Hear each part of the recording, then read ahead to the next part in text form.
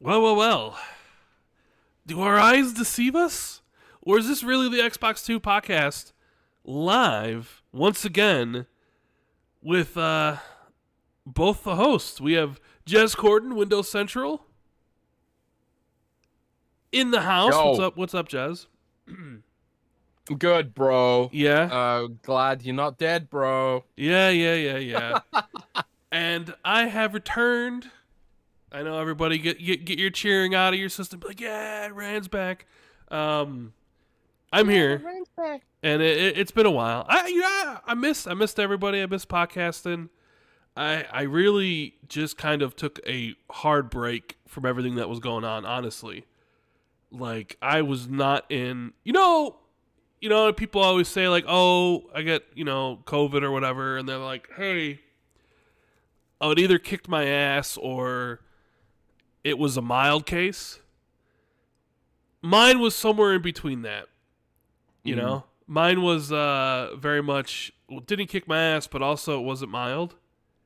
And it was my first time having it, and I know like it's changed forms ever since like it first showed up, but Evolved to like a Pokemon. yeah, like I didn't have any of the body chills or any like the flu-like symptoms that you can get.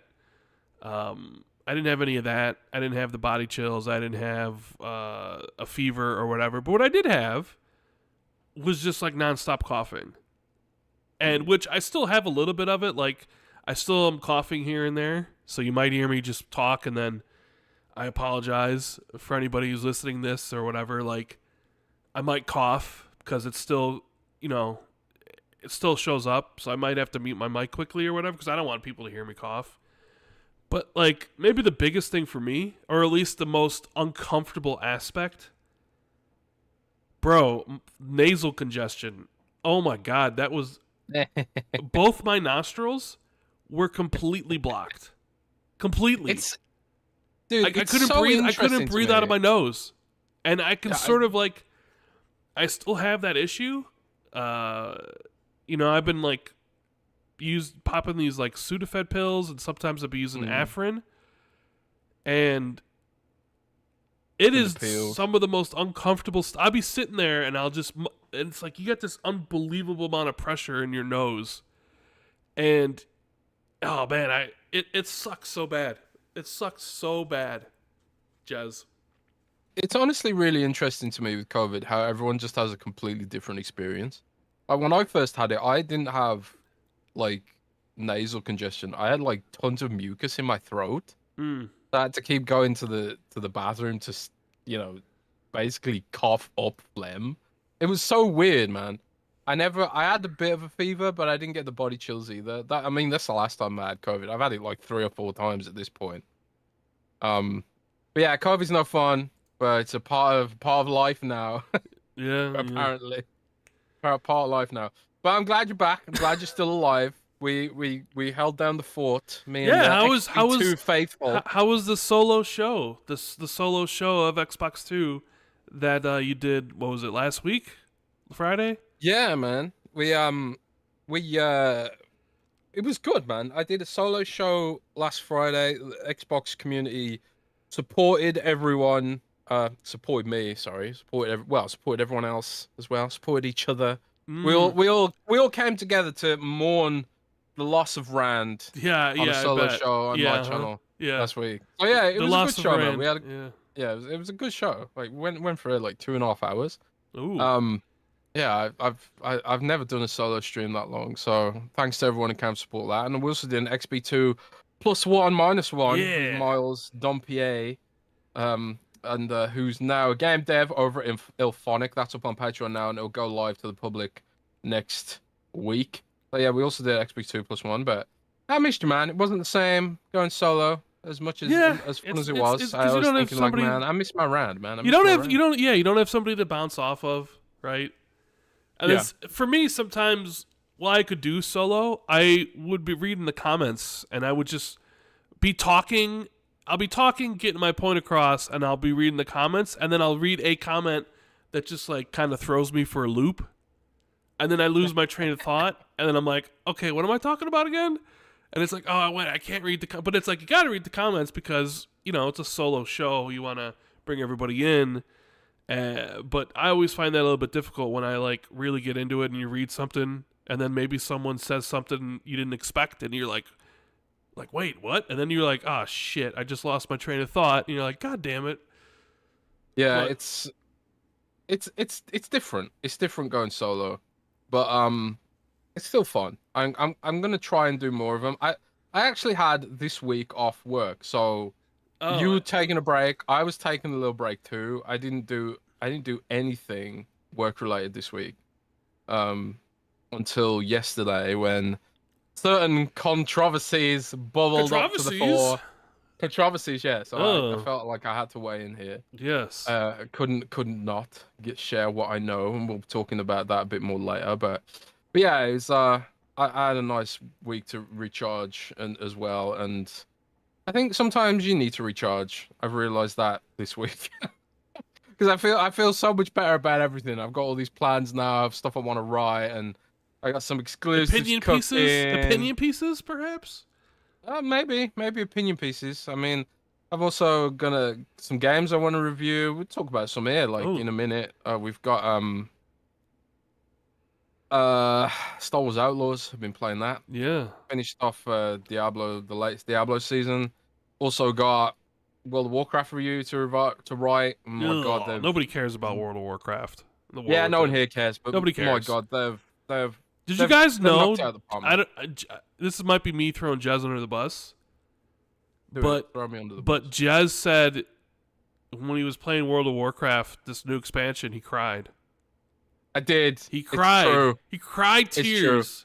Legit tears. I rolling down his face. World of Warcraft, a game from 1992, made Jez cry and grab his blankie and his nook. Dude, that was like they resolved a 20-year-old plot thread in this expansion, and I was like, oh my God, that is so beautiful, and it was so perfect and poignant, and I was just like, ooh, I like that. Perfect and poignant. I like that. Yeah, I was just a little kid. That alliteration. No spoilers, but I was a little kid again. I was loving it, and they've knocked it out of the park with this new expansion. I'll go on about it though. But yeah, it was super good. So yeah, I got a lot of gaming in this week, and the footage you're seeing here on the show is the first couple of hours of Star Wars Outlaws. So there's like a really long sort of intro sequence where you're introduced to the characters, the some of the systems, and in a sort of linear kind of way before it opens up to open world and stuff like that. I mean, we'll talk about it a bit more in a minute after the housekeeping, but I got thoughts about Outlaws. I'm kind of on the fence about it. This is a Ubisoft game. We know how you feel about Ubisoft games. Yeah, I'm harsh on Ubisoft in general. Yeah, you are. You are really harsh on Ubisoft games. But I also really like Star Wars. So there's there is a conflict here. Although I haven't liked modern Star Wars for a long time. Modern Star Wars is not good. So I'm in this sort of weird. I got weird thoughts about it. We'll talk about it more in a bit. Yeah. But I haven't like when I was sick, I didn't really play anything. I wasn't even really keeping up with anything. Like I would get a text from Colt. Colt would be like, "They just did this, Rand. We're done." You know, like, and I'd be like, "Okay, thanks, Colt." And then somebody would call me, and like, keep in mind, I can barely speak. Right, I'm coughing up a lung, and I get people calling me wanting to talk about Xbox and what they're doing, and I'm just like, dude, I don't fucking care right now. I am as sick as a dog, and you want to talk about like Xbox's decision making and stuff, and I'm like, I couldn't care less at this point in time. Talk to me again, maybe in like a week or something. He's like, Rand, you believed it? I answer the phone, and I'm like, what's going on? Or, you know, like, I'd be like, what's going on? You know, like however it sounds. What are you doing? I'm just like, oh my God, I don't care about any of this shit. You know? Yeah, the best, I find like the best like treatment for COVID is literally just to switch off and hibernate. Yeah, I Just mean that's lie pretty down much and what do I did. nothing. I used to Think look at my nothing. phone and then like, I get a message from somebody being like, "What do you do?" And then like, whatever. But I also, my birthday was this past week as well. Yeah, and drop your shout out. Yeah, thank you, I guess thank you for everybody who, offered their, birthday, happy birthday, or hey, like hope you're feeling better, like everybody in chat, and I appreciate everyone being here and saying those nice things. Did you do anything nice for your 50th? My 50th? 50th? We're not there yet. Yeah. 7 more years for that, Jez. No, I turned a nice young 43 on Tuesday. Ah. So, yeah, good old 43 years old. 43? Yeah, 43. I thought you were like 40. No. Have we been doing the podcast for that long? We've been doing the podcast. I mean, no, because I remember you turning 40 like it was yesterday. That was 3 years ago. So that would have been like in 2021. God damn. Been doing it a long time. Damn, when we started this, I was 36, I think, and you were probably like what, 10, something like that. 18. 18. No, You're 18. No, you were however old. I don't even. How old are you right now? Like, you're like 39, something like that. 37. 37. Okay. Yeah. Am I 37 or 38? It's gone to the point where I'm not sure. And, we had my 37. family was in, my brother, my nephews and all that stuff, and then my dad would stop by, and like he got me sick because he brought COVID over, and then I got sick, and then so like my brother and his nephews and my nephews and his wife are all here, and they're supposed to be here. They were supposed to be here for like 11 days, but like 3 days in, both me and my dad are sick. And it's like, well, what do we do? They were supposed to do all these things and go to, to different like other family members. But like, because we were sick and they were hanging around us, everyone's like, well, we don't want you to come over. We don't want you to bring COVID. And it's like, well, we're not sick. It's like, oh, but you're hanging around them. So they were going to leave early, but then they didn't and they stayed. But then they didn't really get to visit a lot of people because nobody wanted them to visit because they were hanging around me and I was sick. And then, so yeah, it was one of those, it was just like weirdness. Yeah, it's not something that's like, yeah, I don't really, and it's like, oh, now you're sick and you can't do anything. But I don't know. It was, yeah. I don't know how else to say it, but it was a rough week. But hopefully, cause I still kind of feel it. Like my nose is still a little congested. I don't know if you guys can hear it. And I still got a little cough. So hopefully by next week it'll be 100% or whatever. But let's move into housekeeping, shall we? So we can get this show on the road. I want to thank everyone for being here. Make sure you hit the thumbs up, the likes button, if you would be so kind. And subscribe if you haven't already. If this is your first time on the channel, welcome. I'm Rand. That's Jez. He likes World of Warcraft and I don't. And we make fun of him about it. That's the whole theme of the show. This is secretly a World of Warcraft show. But this episode is brought to you by Manscaped, right, Jez? Yes, indeedy do. We are once again sponsored by Manscaped. And I'm just going to pull up the ad read over here. Professional podcasting. So yes, guys, fellas, do you want your grooming routine to be a one and done deal? Well, the days of using the same trimmer for your face and your private parts are all over, thanks to our friends at Manscaped. They've come up with the ultimate package to keep your hairs trimmed from 12 to 6, including the Beard and Balls bundle, featuring the Lawnmower 5.0 and the Beard Hedger, a trimmer for the moneymaker and a trimmer for the boys downstairs. First up, your balls' new best friend, the Lawnmower 5.0 Ultra. Say goodbye to endless passes. The trimmer gets it right the first time, cutting through the busiest of bushes effortlessly while being gentle on the skin and delicate in your nether regions. Next, let's talk about the beard hedger. Whether you're going for a neat stubble or a full-on lumberjack look, like me, this trimmer has you covered. Featuring a titanium-coated stainless steel T-blade and 20 length options, you can achieve any style you want with just the twist of the zoom wheel. I have the beard hedger. It's fucking brilliant. So if you have a big beard and you like to trim the sides like I do, the beard hedger is just fantastic. Get all of this and more with the Beards and Balls bundle and snatch 20% off and free shipping with code XB2 at manscaped.com. That's 20% off, free shipping with code XB2 at manscaped.com. For the premium grooming experience, trust Manscaped. Primo. Yeah. Primo and read as usual, Jez. Primo? That's from Cyberpunk, isn't it? No. They say Preem, right? Preem, yeah. And we're just a couple chooms, you know? Couple of chooms. Couple of chooms. Yeah. I was kind of hoping that some of the slang vernacular from Cyberpunk would become mainstream. I mean, there's a couple good ones like chooms. Chooms. But it sort of didn't. Yeah, it sort of didn't. I'm gonna start using it right now. Choom. Okay, choom.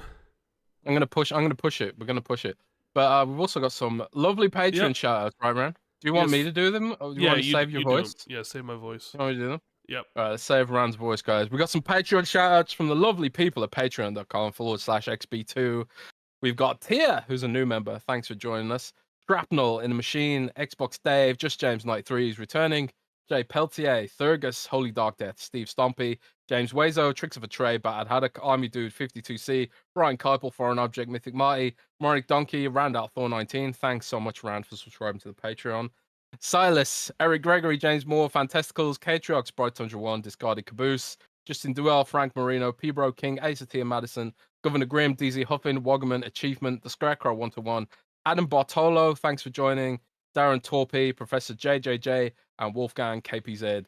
Thanks everyone for supporting us on Patreon. We do extra shows there. You get guaranteed Q&As that go live at the end of each episode, and hopefully much more. I'm planning to hopefully put more into the Patreon in terms of exclusive articles and things like that. Now that I'm sort of recharged and all that stuff. So yeah. And also there's a free tier. So if you don't fancy paying, which is completely fine, there's also a free tier, which is a good place to get information on scheduling. So if we do have an issue like Rand gets COVID or something, the Patreon is a good place to be notified where if there's a show being delayed and something like that. So even if you don't subscribe to any of the paid stuff, it's still a good place to get some free information about the scheduling. So patreon.com/XB2. And thanks to everyone's support.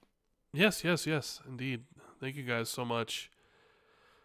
Jez, I want to talk about Cyberpunk. Let's talk about Cyberpunk. Because I did finish it.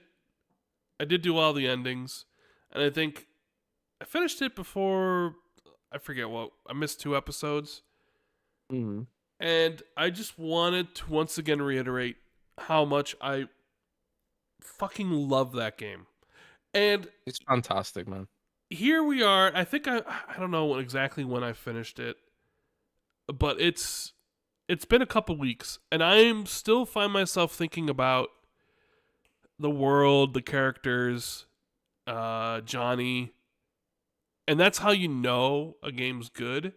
Is that when you finish it, sometimes you get, I don't know if it's ever happened to anybody else. I don't know if it's happened to you, Jazz. But sometimes when you finish something that you really like or that you love, and it's gone and there's no more, there's like an emptiness within you. Oh, dude, and there's like you don't want to start anything else. But you got to do something because there's this empty void. There's a void within, I literally felt that when I finished Shadow of the Erdtree. I'd been spamming Elden Ring all summer, and then suddenly it was just like, oh, I realized this is the last part. And, Uh-huh. oh, there's the last boss, and I was like, oh damn, it's over. No more Elden Ring ever, unless I start over. So I know that feel, man, and I'm sure lots of people. There needs to be a special word for that. I don't know what you call it, but there needs to be a special word. I'm sure people in chat have got some good examples of games that straddle that line. Michael Santiago in chat says, Rand, where would you rank Cyberpunk on your all-time list? I don't see that. Yes. I don't know. That like thinking about where you would rank it all time from like all systems is very much that's Would a you tough say it's a top 10? process. Would it be a top 10? I don't know. I don't know. Hmm. Because there are games out there that are like that maybe mean more because of the time you played it within. The nostalgia factor. Yeah. Yeah, well, that like, oh, I played that then, and that had a really big bearing on my life or how I saw things, and like Cyberpunk couldn't compare to Yeah, that I feel because what it's you're like saying. different times of in your life. Like I kind of look at it like Wheel of Time, right?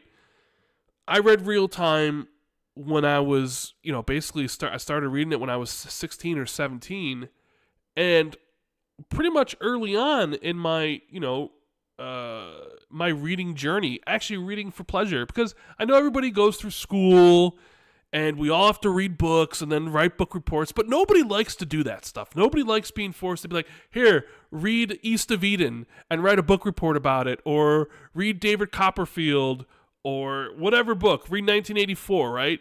It always just seems like work, and then you're like, I don't want to read, and then have to write this stuff, right? But then sometimes there comes the point where like you actually choose to read something for yourself, right? And I started really getting into fantasy. And it was like I wanted to read it. So I started picking out these different, books. I would go to Borders. Anybody remember Borders in chat? Orders? What's Yeah, that? it was like a this huge bookstore, and they had everything there, like the whole, it was basically, before Amazon and all this stuff. It was one of the major booksellers out there, and I would go there, and I would like peruse all the different books, and it was two stories, right? And then they have all the magazines and like all the comics and the manga and stuff. But I was there for fantasy, and so I always say like Wheel of Time's not the best thing I've ever like written, right? Because it clearly has issues. But to me, it's my favorite, and it's something that could never. It could. It's something that has so much hold with me because of like my experiences throughout my entire life. That even if something better came along, even if I could say this is written better, it's got a better story, it's got better characters, and I could admit that, but it could never do what Wheel of Time did for me. So it's one of those things where it's like something better may come along, but because of where you are in your life or when you experienced it, it just doesn't compare to some of the other stuff. I 100% feel that way about Final Fantasy VII, like the original. Like when I was playing like Final Fantasy VII Remake, like Final Fantasy VII Remake's a great game, and technically better than the original Disc 1 in almost every way, or at least part of Disc 1. But there's just something about the original, the charm, and that's why it does transport you back to those old days. So I get that. So it's difficult to say like, oh, where would you place Cyberpunk? Right? Because now you're talking about like all the games I've ever played, all the games that sort of molded me into the gamer I am right now. I mean, I could give you a list of where I would put it, like this generation, for sure. That's easy. Maybe even list it from the past two, like Xbox One and Xbox Series, right? I could probably list it there. They're the same gen. But then you're getting into like where would you rate it during the 360 stuff, or where would you rate it during the PS2 era? And where would you rate it? Where would you rate it in the modern era, being the Xbox One, Xbox Series X? I think when I finished it, like for this specific generation, Series X and S, because it's on both generations. Now you got to keep in mind, like I think I spent over a month playing this game. As everybody knows, I play one game at a time until I'm finished. I think I started playing it sometime in July, and I finished it this month, and I think I have like over 100 hours in the game. And that's not even, talking about Phantom Liberty, because Phantom Liberty is included. And oh my God, is Phantom Liberty one of the best expansions I've ever played? Like, holy shit. There are sometimes I think I'm like, man, Phantom Liberty in some aspects is better than the main game, or at least it's like structured better and has a better through line with better characters and like a much better, immediate story. But since I experienced it all together, it all just kind of blends in. I was going back and forth with myself because I thought like Elden Ring was my number one, just the experience I had playing Elden Ring and going through that and experiencing the world and everything that game has to offer. But then Cyberpunk offers something different. And this is where I think some people will choose Elden Ring and some people will choose Cyberpunk, and then other people will have different opinions. For me, I was like, it's 1A, 1B, right? It's Elden Ring and Cyberpunk. But sitting more with it and thinking about it, I'm going to go Cyberpunk clearly number one. Nice. Elden Ring is number two. And I would honestly agree with that. Well, let me try to explain it, and it's maybe my explanation may not be the best, but I've been thinking about this, and one of the reasons why I think so much about Cyberpunk recently is because I love character interactions, right? And that game is full of it, right? Yeah, it's got a really cool open world. It's got the gameplay of you being able to play the game how you want is great. Like if you want to be a stealth ninja with a sword, or you want to go in there with a silenced pistol, or you want to be a net runner, like the game supports how you want to play. But I'm very much, I like relationships and character interactions, and how doing a mission this way and deciding this, it's more fun for me to be like, how is my relationships with the characters going to change? And that's almost how sometimes when I think about like fantasy versus science fiction in a way. Fantasy is very much about, yeah, I mean, you still have all the plot and everything, but fantasy to me has always been about character. It's always been about character relationships. Yeah, you have the big plot about like the Dark One and all this sort of stuff and all the things that can happen, but the things I was always more interested in is like, how does this affect my favorite characters, their interactions with each other, their interactions with everybody else in the world, right? Fantasy is about characters. You could have, and there are great fantasy books out there that really don't have a plot, but they're carried by the interaction of the characters. Where science fiction... I don't know why. You made me think of Reservoir Dogs when you said that for a second. Because Reservoir Dogs is like, not a huge amount happens, but it's just the character interactions in the context story. But continue. Yeah, but science fiction is more about the big concept, the plot. It's less about characters. Like even my favorite science fiction stuff, it's hard to remember like the characters, because when you read something in that genre, it's mostly always about, oh, this one thing that could end the world, or if it's a sci-fi thing, it's like, oh, this alien invasion. It has more to do with the plot and how this like crazy thing might happen and what it's going to do to everything. And it's less about the characters. And anybody that will read will basically agree. They'll be like, that's absolutely right. Like science fiction it relies less on characters and more on like the big idea that the book's presenting. And I sort of feel the same way about Cyberpunk versus Elden Ring, where Cyberpunk to me is much more about character interactions and the story and how it affects, V and everything. And Elden Ring is more science fiction, because Elden Ring is not about characters at all.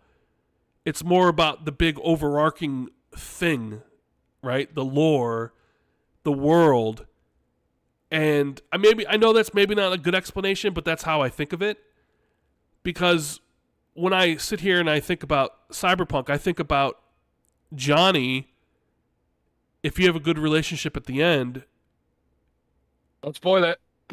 well, I'm not going to spoil it, but he says your name because they don't tell you your name. There's only a couple times where your name's even referenced in Cyberpunk, but there's an ending where he says your name, and it's very cathartic. And I start thinking about all the different, like the journey that you had with Johnny, and how like he was an asshole, but then became to be, like, it's crazy how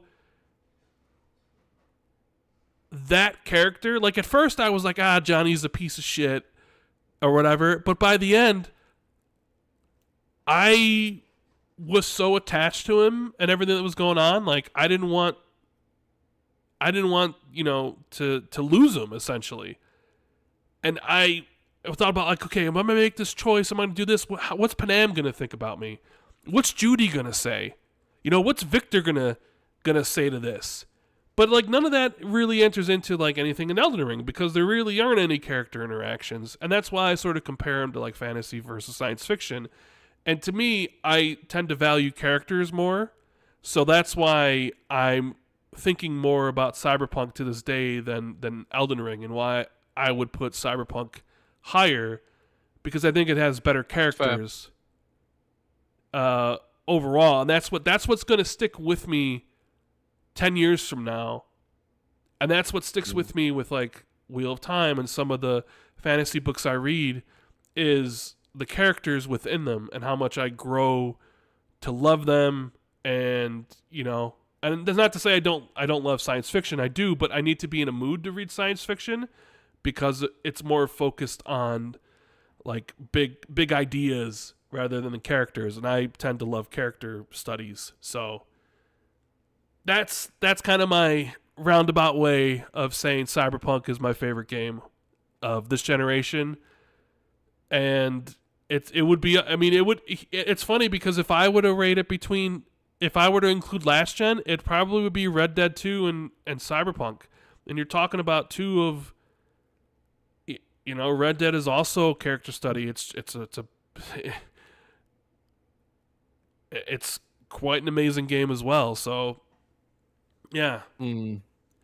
But that's kind of one of those things I was thinking about when I was sick, was I was just reminiscing about Cyberpunk and how much I think to myself of how big of an idiot I was for not playing it as soon as as like I sat there. There was a lot of discourse around the game, which made it difficult to kind of, I don't know, maybe cut through. I think for some people, but discourse is well and truly over now, and I think CD Projekt Red have thoroughly earned back what they lost in terms of credibility after the game launched.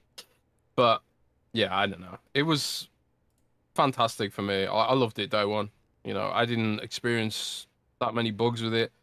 And I also played as a netrunner, which I think was probably the most polished play style. So I think I had a very different experience to a lot of people when I first played it. I had a good PC, played it on PC. And I also, played the most polished play style at the time. But I think some of the updates they've done made some of the other play styles a lot more viable, a lot more fun. Like the stealth, the stuff they added for like stealth ninja and stealth in general, actually, and melee combat and heavy combat. Pretty much everything that wasn't great about the original was fixed with the 2.0 update. So yeah, love Cyberpunk, and big shout out to CD Projekt Red for sticking with it, I guess. One of the things I never did finish, but I do have like 70 hours in, is Witcher 3. And time to go back, man. Well, I did see that there was I guess Witcher 4 just exited pre-production, is now in production. Yep. So you got to finish Witcher 3, man, and the DLC. Yeah, well, I mean, I would be starting completely over. And I actually Let's do it together. I do have the Witcher books too, so I was wondering if I should read the books before getting into the game, like just kind of. I don't know if they're not really, they're not relevant, right? They're different, completely different takes on it. Yeah, I know, but that doesn't mean I still because the writer actually just finished the new Witcher book. All right. He hates the games, I think. Yeah, I don't know. He might. Yeah, it's kind of funny. Someone said in the chat, I sound different. It's like, yeah, I'm still sort of kind of sick. My nose is a little congested, and I have a little cough. So, yeah, I don't know if you guys are just tuning in, but I had COVID, so I'm still recovering from it. So I probably do sound a tad bit different. I apologize for it, but yeah. But yeah, man, Cyberpunk, what a game! And then here we are with Star Wars Outlaws. Now this is your gameplay footage. Yeah, not the best, by the way. It's funny when I was like, hey, thanks for all the birthday wishes. I've been sick. Hopefully, I'm getting better. Like somebody was like, "What'd you do? Just play video games 24/7 like you always do, loser." Right? And I'm like, I didn't play video games at all. Period. Like, I don't know. Sometimes I think there's a misconception about me. Like people think all I do is just sit around and play video games all the time. Yeah. Or whatever, and it's just people with no friends, man. They don't. It's funny because if you ask Colt will he'll call me or whatever, and it'll be like 4:00, and he'll be like, "Get on the Xbox. I'm out here with Fonz or whatever," and I'm like, I don't get on until like late at night. Like I normally don't get on to play games until like 8 or 9 p.m. or whatever. So I too have played a little bit of Star Wars Outlaws, thanks to Ubisoft for sending over a code. But I'm only a couple hours in, so I don't really have any definitive thoughts yet. Hopefully I'll have more by next week. And I do like Star Wars, and I do like stealth games. And I know this one very much is a stealth game, which surprised me because I didn't really think it was going to be. One of the things I do want to say about it right now, at least in the beginning, is, man, some of the dialogue is fucking stilted, bro. The early dialogue in the game is bad between the characters, and the stealth is sort of incredibly basic. Yes. I don't know if it gets any better if you get, because there are ways to get more abilities. Through meeting like the masters and doing the challenges and stuff, so there might be better, you might be able to earn more abilities, but like I said, I only played it for a couple hours. My initial thoughts are dialogue is incredibly stilted, and that the stealth gameplay is incredibly basic. I just basically got my speeder. So that should tell you where I'm at, which isn't much. I did all the linear stuff and then escaped, and we'll see where it goes from there. I'm more interested in. I want to know what you think, Jez, because like I said, I've only played for a couple hours, so I don't know. I don't necessarily have. I don't have anything really positive to say at this point in time. Like I think Nyx is cool. I like the fact that you can send Nyx. Little creature that you have with you, like it can help you distract enemies, so you can come up to them and basically one-hit takedowns. It can fetch things for you. It can set off bombs and stuff. So you can already tell like that's going to be an integral part to the game. And I like having like a little creature with you, right? Like that. I like that aspect of it. But right now, like. It's kind of like, all right, well, maybe it's just because it's way too early to really have an opinion based around it yet, and I just kind of went through a long tutorial. But yeah, I don't have very much positive things to say about the game at this point in time. I played it a little bit more than you, probably about, I don't know, maybe 3 or 4 hours. So I got like to the part where the game sort of opens up and stops railroading you into tutorial missions, basically. And honestly, I'm in a similar place to you where the spectacular basicness of it overall is kind of hindering my experience right now. And I'm kind of in the same place to you where I look at, when you go into the menus, you do see these masters and they do have abilities which open up. I did get one ability that's quite cool, for example, and very, very, very sort of Han Solo coded, But the It's fast like, talk. yeah, the fast talking. Yeah.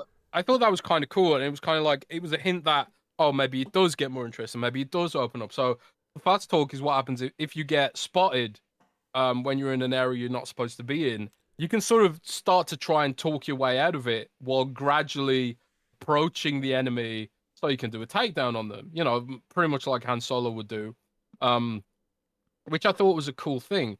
But my issue with the dialogue and probably the setting of the game as well, and this is like, this might be a Disney thing, and it might be a pitfall of, you know, it being a licensed game, and also Disney's hyper control on it being, I don't know, family oriented or whatever.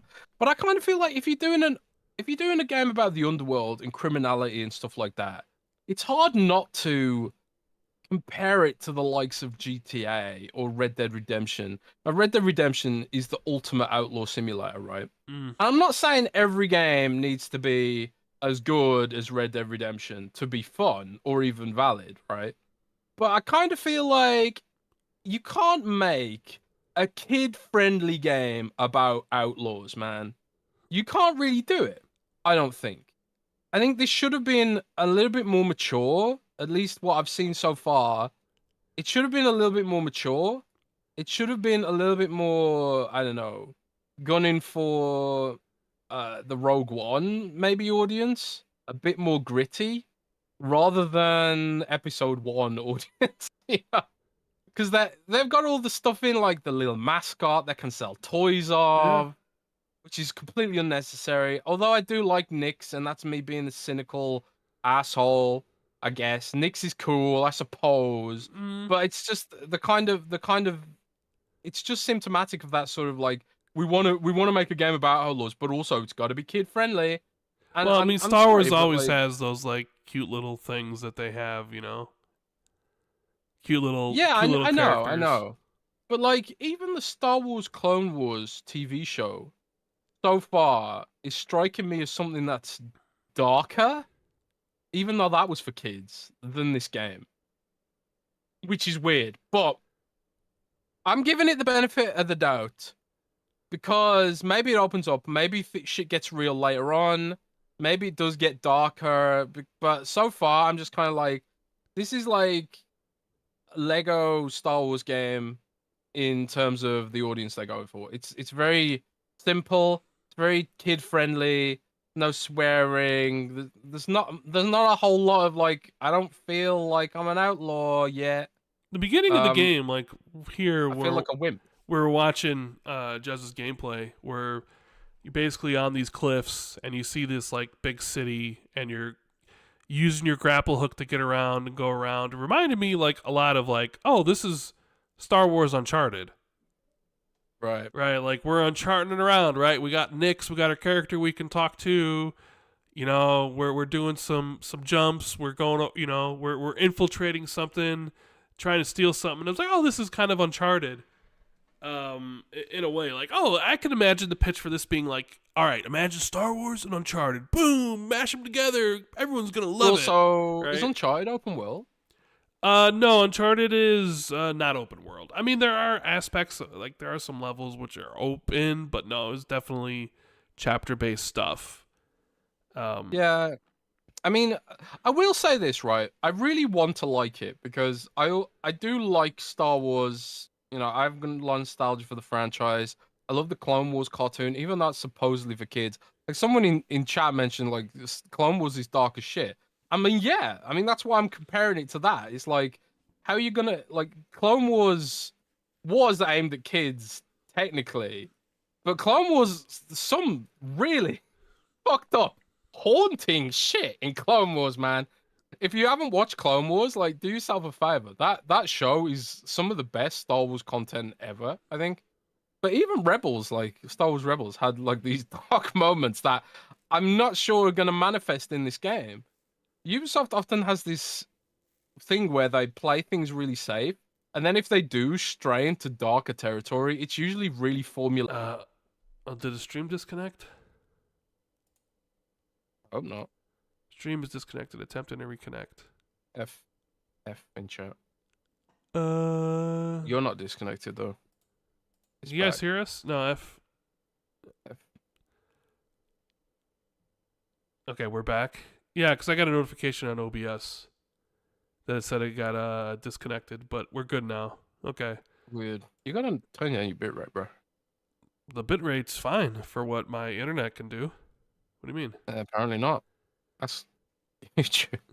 But anyways, wait. We're talking about Star Wars Outlaws. Yeah. Yeah, I was saying I actually want it to be good because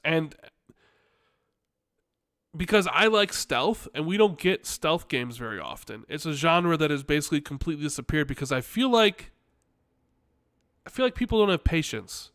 I feel like the TikTok generation where it's like, this video can only be 10 seconds long because my attention span is now somewhere else, where stealth games require patience to get around and to do things, to move to area with area. And a lot of people are just like, I don't want to do that. I just want to shoot my blasters.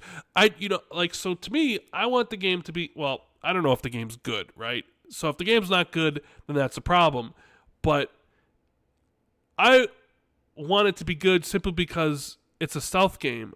And I want a stealth game to sell well, so it can be like, hey, Ubisoft, maybe you should actually really invest more in Splinter Cell or what have you, or other publishers can take notice and be like, no, this actually worked. Now, some people, like Moses in the chat, will say, nah, stealth is boring, and you're entitled to your opinion. Absolutely. I don't find stealth boring, and it's one of my favorite genres, so I would love for it to come back in a bigger way, but I understand, like, today's audience maybe is not going to be so much, into stealth based, especially Star Wars.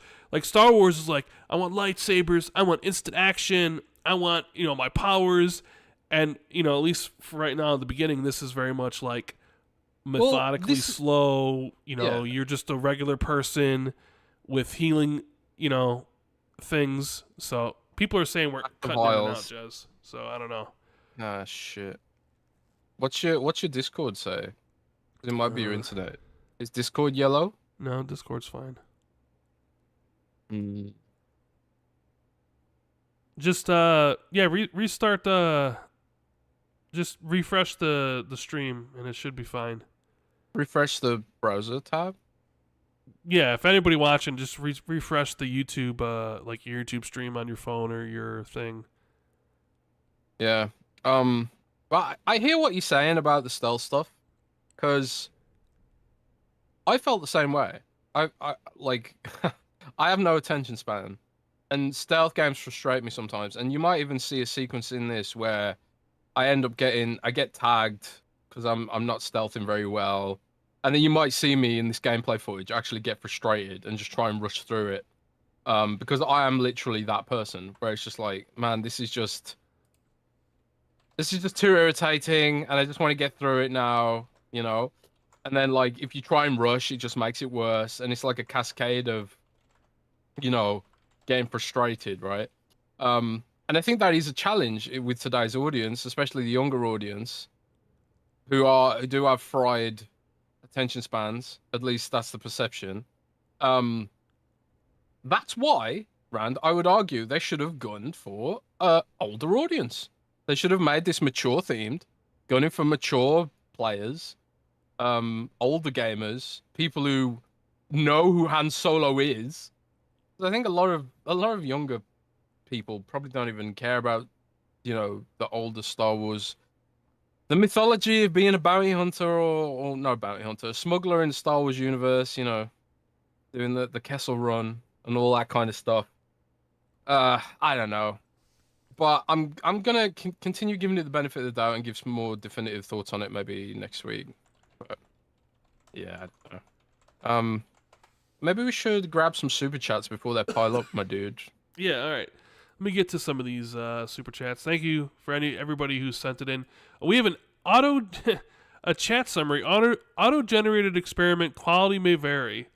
Viewers are relieved the stream is back up and running smoothly after experiencing technical difficulties. What?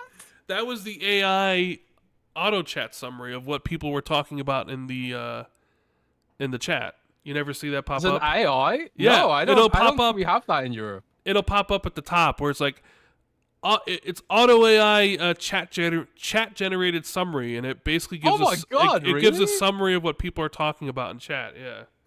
We don't. I don't think we have that in Europe because of AI privacy Has laws and anybody shit. is anybody besides me saw that? Because I saw it pop up. Did anybody? Yeah, it just popped up again for me It's when so funny.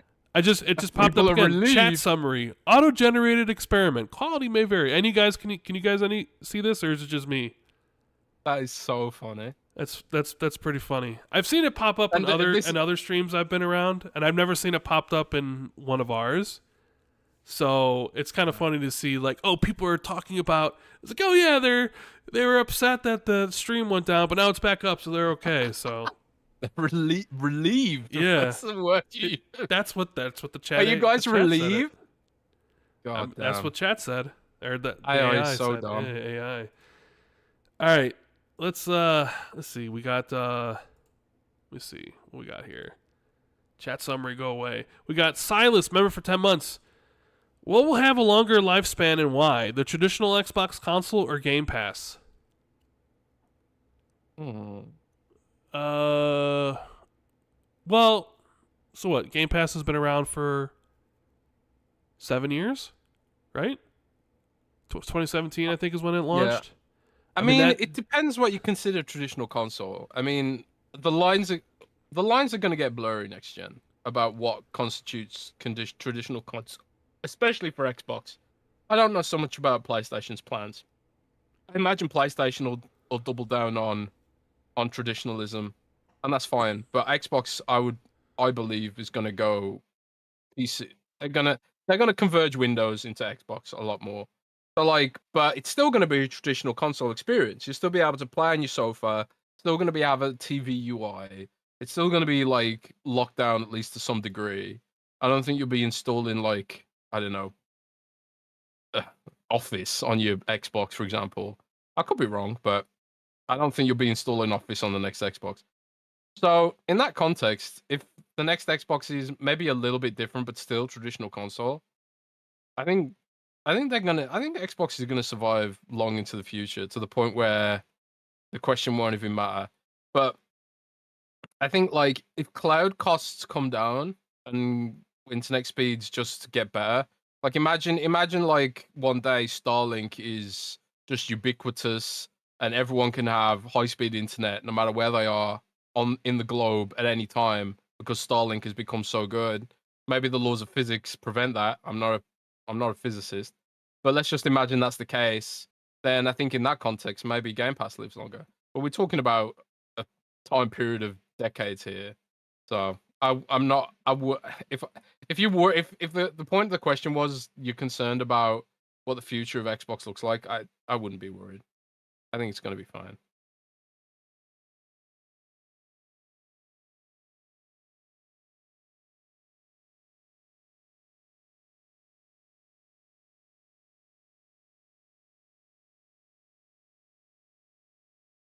They had just made it exclusive. So I don't know why exclusives are taboo now, apparently, but it's just a load of bullshit, basically. We'll talk about it in a bit. Steam's down again. Stream's down again. Stream's down again. And it's back again. Oh, man.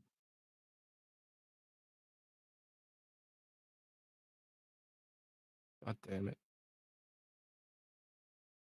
Is it down?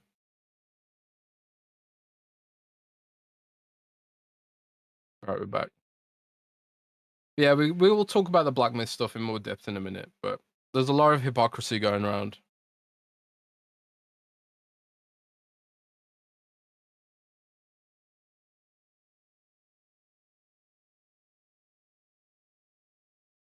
You muted? Oh yeah, I was because I was coughing. Oh, Rand is muted. That's the issue. Yeah, I was coughing, so I muted myself while you were talking. But no, I just checked my internet. Like I have 900 down and 25 up, and my internet's running fine. I think it's just YouTube that's having a problem. I think it's because that's what OBS keeps on disconnecting from YouTube. Yeah, I don't it has anything to do with my internet, so it has something to do with YouTube side of things. Rip. So I'll just have to power through, and hopefully it doesn't happen again. All right. Super chat. Yeah, we'll talk about the Black Myth Wukong stuff. We have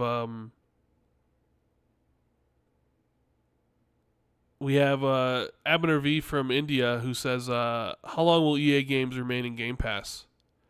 However long they're contracted to, I guess. We don't know the length of the contract, do we, Jez? I have no idea. Yeah. No idea. No idea how long the length of the contract is for. I mean, they've been in there for a while now. And I could see them being in there for a while to come. So I think Xbox really likes EA games. Because this also helps them sell Ultimate, right? Because the games come into the service, but like 6 months or a year later. And it's another way for Xbox to convince people that Ultimate's the best play. And if you lose those games, which, you know, the FIFAs, the Maddens, Star Wars when they come, like, that's a pretty big blow. And it'd be less, and if you would lose that, that's less of a reason for people to want to subscribe to Ultimate. So I could see that being something that Microsoft would want to keep for a while. But yeah, we'll see. Agreed. Yeah, RDX Sonafet with another one. Let's see, we got. He says the PlayStation $90 increases Japanese buying Xbox, I guess. Yeah, there was a news story that I can't remember what outlet posted it originally. So if anyone knows the outlet, please give them a shout out in the chat so I can give them a shout out as well. But there was an outlet that reports sales, and they said like the PlayStation price hikes saw a surge of Xbox sales up the charts. I was sort of the opinion that correlation doesn't mean causation. Because Xbox's stock levels in Japan fluctuate heavily. Sometimes they're really low, and then sometimes they go up, and that leads to more sales. Sometimes the sales are down purely on the basis of the fact there's no stock, you know. Mm-hmm. So I don't know. Yeah, well, it's funny because we talked about this because I think this was on the last show we did, and I said to you, I was like, well, why would they raise the price? I mean, like, nobody buys them over there. Surely, you know, it's not that big of a deal. And then you were like, well, yeah, they raised the price because, like, nobody buys them over there, so what's the big deal? And it's like, yeah, but if it's really a problem with, like, the yen or what have you, then how come Sony or Nintendo haven't raised their prices yet? Because you figure it would affect them more because they're actually selling more units and bringing in more money, so you figure it would have a greater effect on their business than Microsoft, who barely sells anything over there as is. And then here we are a couple weeks later, and Sony put out their press release, and it was like, I think it was their second or third price increase in Japan. Mm-hmm. And now it's, you know, quite expensive over there. And people are like, well, what does that mean for the PS5 Pro? Because you would assume that's coming out this year, as I see people talking about it a lot. Tom Henderson, Paul Tassi, I forget that other, the Deal Labs guy, basically like drawing like a little sketch of it. Like, oh yeah, it's being announced next month, and here's a little sketch, and don't know what the price is, but it only seems like it's a digital version, but he doesn't know if there's a disc version. So now people are speculating, like, what's the price going to be, and what it should be, and what it shouldn't be, and how expensive is it going to be, and how amazing is it going to run, and every game going to be 120 frames. I even see some people being like, is the PS5 Pro going to be on par with the 4090?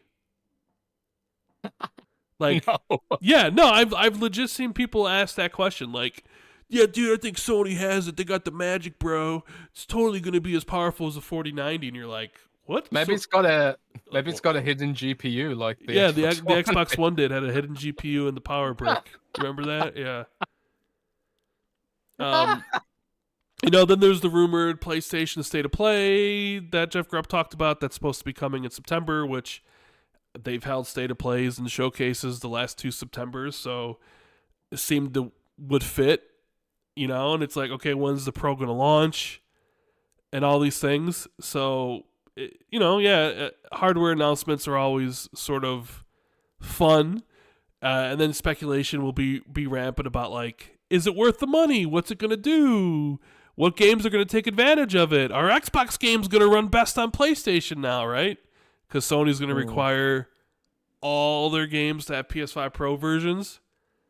So, or all the games after a certain point in time have to have PS5 Pro versions. So, like, one of them would be Indiana Jones.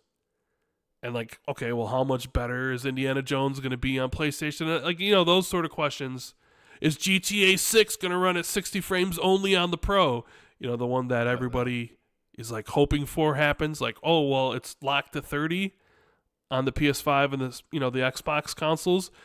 But nope, it's 60 frames on the Pro, and that'll mean it's worth whatever amount of money it's charging, right? Yeah, maybe. But, there's a flip side to that. The Xbox Series S will be the cheapest way to play Grand Theft Auto. Even if Grand Theft Auto even comes out for the Series S. And, of course, it will, because it has to. Yeah, Rockstar would be one of those devs that'd be like, you know what? Yeah, we don't want to put it on the Series S. It's too much trouble, Microsoft. Do you really think that'll happen? No, but if there's a developer that could strong-arm themselves, it'd be them.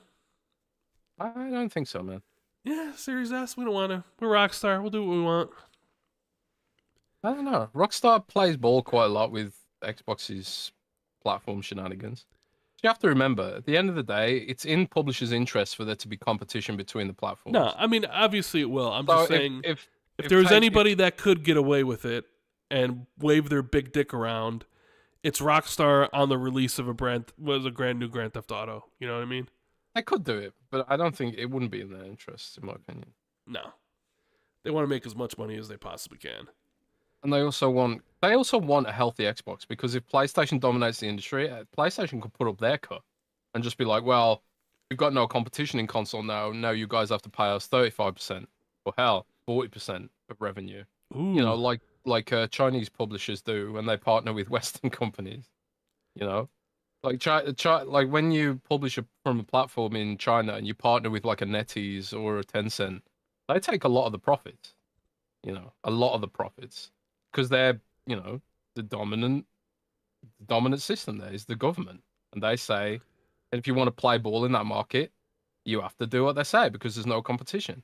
So if PlayStation was the dominant platform in console, they could put up the prices for Take-Two. And then Take-Two would be like, oh shit, maybe we should support Xbox more. And that's why you see companies like EA and whatever still support Xbox, because they want the competition. So, yeah. Giggity08 with 199 says, Jez, did you get your apologies yet? Not yet. I'm still waiting. Yeah? You're still waiting for those apologies? Yeah, man. Well, the same dudes who were clowning this week were like super happy when I reported that, it was a high chance Indiana Jones was the game being ported to PlayStation that week. So, like, they love my sourcing when it fits their narrative, but they hate it when it doesn't. It's just the way it goes, bro. Confirmation bias, huh? Confirmation bias, bro. Psychology 101, dude. Yeah. Joaquin with the 2. Good to hear your voice, buddy. Well, thank you. Yeah, it's good to be back.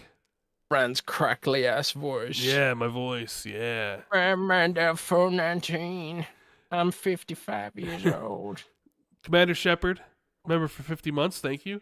He says, you talked about the shutdown of Cayman Former, which made me thought of my favorite issue, number 212. Top 30 characters that define a decade. Love the podcast. Well, thank you. Wagaman with the 5. Glad to hear you're feeling better, Rand. Xbox 2 plus 1 minus 3 divided by 4 times 2 was getting tough to calculate. Keep up the great work, you two. Stay healthy. Hey, Jez held it down, though. Jez held it down. Carl with the 2 says, missed you, bro. Had eye surgery yesterday. Perfect for a 4-hour podcast. Well, man, hope your surgery went well. Eye surgery is kind of scary to me, Yeah, eye surgery is scary. It's like, reminds me of Dead Space that scene 2. in Dead Space. Yep, Dead Space, yep.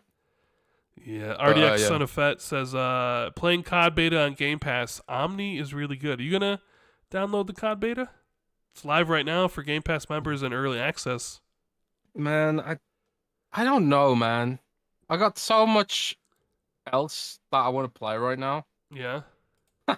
Warcraft. So I don't know. We'll see. Maybe I'll try and fit it in. Maybe I'll record some footage for next week's show or something. But we'll see. We'll see. We'll see if I play it. We have, let's see. Big Afro Man 14 with the 10. Y'all see Mike Ybarra's tweet about consoles dying? Says the losers pick the narrative that fit them, and I tend to agree. What do you guys think? You think Xbox pushes this because they're losing? Question mark. I think you should take things Mike says about Xbox with a grain of salt, because I don't think he departed from Xbox with good faith. No, I mean, well, not good faith, the wrong word. I don't think that departed on the best of terms, to be honest, Mike and Xbox. So, while I respect Mike's opinion, I also think, I don't think he's the biggest fan of Xbox right now. And I think if he was still at Xbox, he'd probably be saying something different. Well, yeah, that's true. I think Mike likes Xbox. I do, but I think Mike doesn't like certain people within Xbox. Yeah, I agree. But I also think Mike is a PC gamer first. So it's weird to me that he wouldn't be happy with what they're planning, because he clearly knows about it. Because I think they're going to converge PC and Xbox more than ever. And one thing that I know Xbox has pushed for a lot is, having more control over Windows and the quality of the gaming experience on Windows, which honestly has suffered a lot, while Microsoft continues to put loads of bullshit in Windows, like AI and things like that. Xbox is getting more I don't know, more clout to sort of control the destiny of Windows, and I would have thought Mike would be interested in that. But hey, we'll see. Well, I don't know. Yeah, I mean, obviously, Mike feels a certain way about stuff, but I'm not necessarily sure he's wrong about a particular aspect. I didn't see his tweet, and this more has to do with what Phil Spencer said about the games going to PlayStation. Like at Gamescom, when he said the industry, the industry's going through some problems and this is what we got to do or whatever. I think Xbox is good at painting a scenario that the industry has these problems, and this is we just have to do this because the industry is going through these tough times. And I think, don't you think it's patently true that the industry's going through just tough times? Divisions of Manadev literally got shut down on the day they launched their game. My point was going to be, it's true, but it's also not true. And what I mean by that is yes, it is true that there are developers out there that are losing their jobs, right? I think you just mentioned the division of Manadev. They just released a game. It sounds like NetEase is goodbye. They're not happy with how things are going in Japan, right? And all the job losses and all the things. So you can look at the industry and you're like, man, all these job losses, it ain't good, and that is a problem. So it is true, but I think when Xbox uses that as the reason of why they're doing what they're doing about putting their games on other platforms, they're using it as cover. They're using it as an excuse because nobody else is doing what they're doing, right? Nintendo is not putting Nintendo doesn't even put their games on PC, and Sony's finally embraced PC, but they haven't fully embraced PC like Xbox did back in 2016, where they're we're releasing all of our games day one on PC.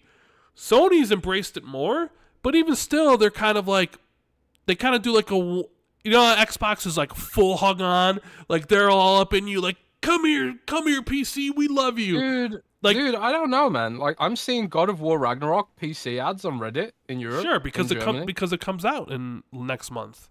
Well, that's what I'm saying. Like, I've never seen Sony market the PC version of a game before, so I think they are going harder on PC. I mean, and they're clearly going harder than they've gone before. But my point was, they're not at the point where everything is day one, right? They're still a little like standoffish, like, okay, for some things it'll be day one, for other stuff it won't be, but even though we should, like, where Xbox is like, our next growth vector is PlayStation and Nintendo, and we're doing this because the industry is having these problems. And it's like, it's true that the industry is having a tough time, but the only ones doing what you're doing are you.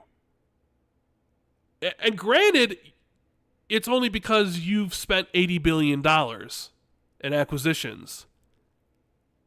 So it's carefully constructed because it's true, but also at the same time, it's only true for them. Right? So it's one of those things where people are like, yeah, it's kind of true, but it's like, they're very good at positioning it as it's a true thing. But, you know, as far as we know, PlayStation's not looking at Xbox as growth vector, and neither is Nintendo. It's just Xbox. And well, I think, like, but Sony's smart in that context because one of the best things you can have in the modern era is full control over a platform. And this is something that, you know, it dogs the biggest companies in the world where, you know, Google, for example, they have to follow Apple's rules to get Google out, to get some of their stuff out there, especially in the United States where Android isn't as popular. And they hate doing it. They hate playing ball with Apple. They hate it. And Meta is constantly complaining about Apple and Google's rules. They would love to control their own platform, which is why they've invested so much in VR, even though every signal says that investing so much in VR is a mistake. They're still doing it because having full control over your own platform is giving yourself control of your destiny. So I think Sony's like smart in the sense of not going fully all in on PC, because having full control of your own platform is, you know, something that you really want to have. But on that same point, that's exactly why Microsoft, I think, does feel like they can go harder on PC, because Windows is their platform and they've lost control of it. Steam. So they have some, like, at least some vested interest in trying to claw some of that back. Steam isn't pre-installed on a Windows PC, but now during, like, the modern Windows PC unboxing experience, you do get ads for Game Pass. You do get, like, the Microsoft Store, you know, showcasing Xbox games directly. There's no, like, ad for Steam on the Microsoft Store yet. Maybe there will be someday. But Steam is presenting an existential threat to Windows itself, because, you know, the Steam OS is... Linux has started appearing on Steam surveys again for the first time in sort of a serious amount because of the Steam Deck, you know, which is Linux-based. Proton is so good that it almost makes Windows obsolete. And Windows is this bloated mess of an operating system, which is full of ads. It's full of dumb AI things people don't want. It's getting that Windows recall feature soon, which again, people hate. Although there's some, you know, reports that you'll be able to fully install it. Even still, the PR damage that Microsoft's done to Windows over the years is astronomical. And PC gamers, like, they use Windows not because they love it, they use it begrudgingly. Because, you know, up until now, there hasn't been an alternative solution. But, like, there is a future where Steam could just be like, you know what, we're putting out our own version of the Steam OS or Linux, which is just for gaming, and we're going to go hard on this and give Windows some serious competition. And I think Microsoft realizes that one of the only ways that is anchoring Windows with consumers is gaming. So I think Xbox has some responsibility there to improve the Windows experience on that end, which is probably why they've gone harder than Sony. But at the same time, I do agree with what you're saying that if Xbox was in a better position, they probably wouldn't be doing this. Well, yeah, I mean, if Microsoft didn't spend $80 billion, they wouldn't be doing this, right? I think if they didn't buy ABK, they wouldn't be doing this. Like if they stopped at Bethesda, I don't think they're going down. I don't think Project Latitude is something that exists. So it's like, yeah, the industry's having these problems. It just so happens they're also having these problems at the time Microsoft spent Daddy Satya's money. And now Satya is like, well, hold the phone here. You promised this, this, and this. You said our margins were going to be this, this, and this. You said we would have this many consoles sold at this point. You said we'd have this many Game Pass subscribers at this point. You said our projections were going to be this much revenue. We're not hitting that. What are we going to do to get that? And it's like, well, we're going to have to do this. And I don't think they really want to, but it's just one of those things where it's like they have to. Well, I had a theory on the solo show. Okay. I had a theory on the solo show. I think it was on the solo show. Maybe it was Miles.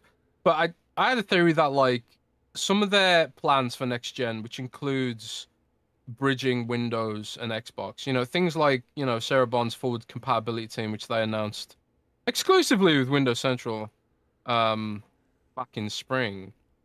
I've got a theory that is a huge amount of investment, a huge amount of developer effort, and it's not something they want to basically self-fund or invest in without something cash flow in it.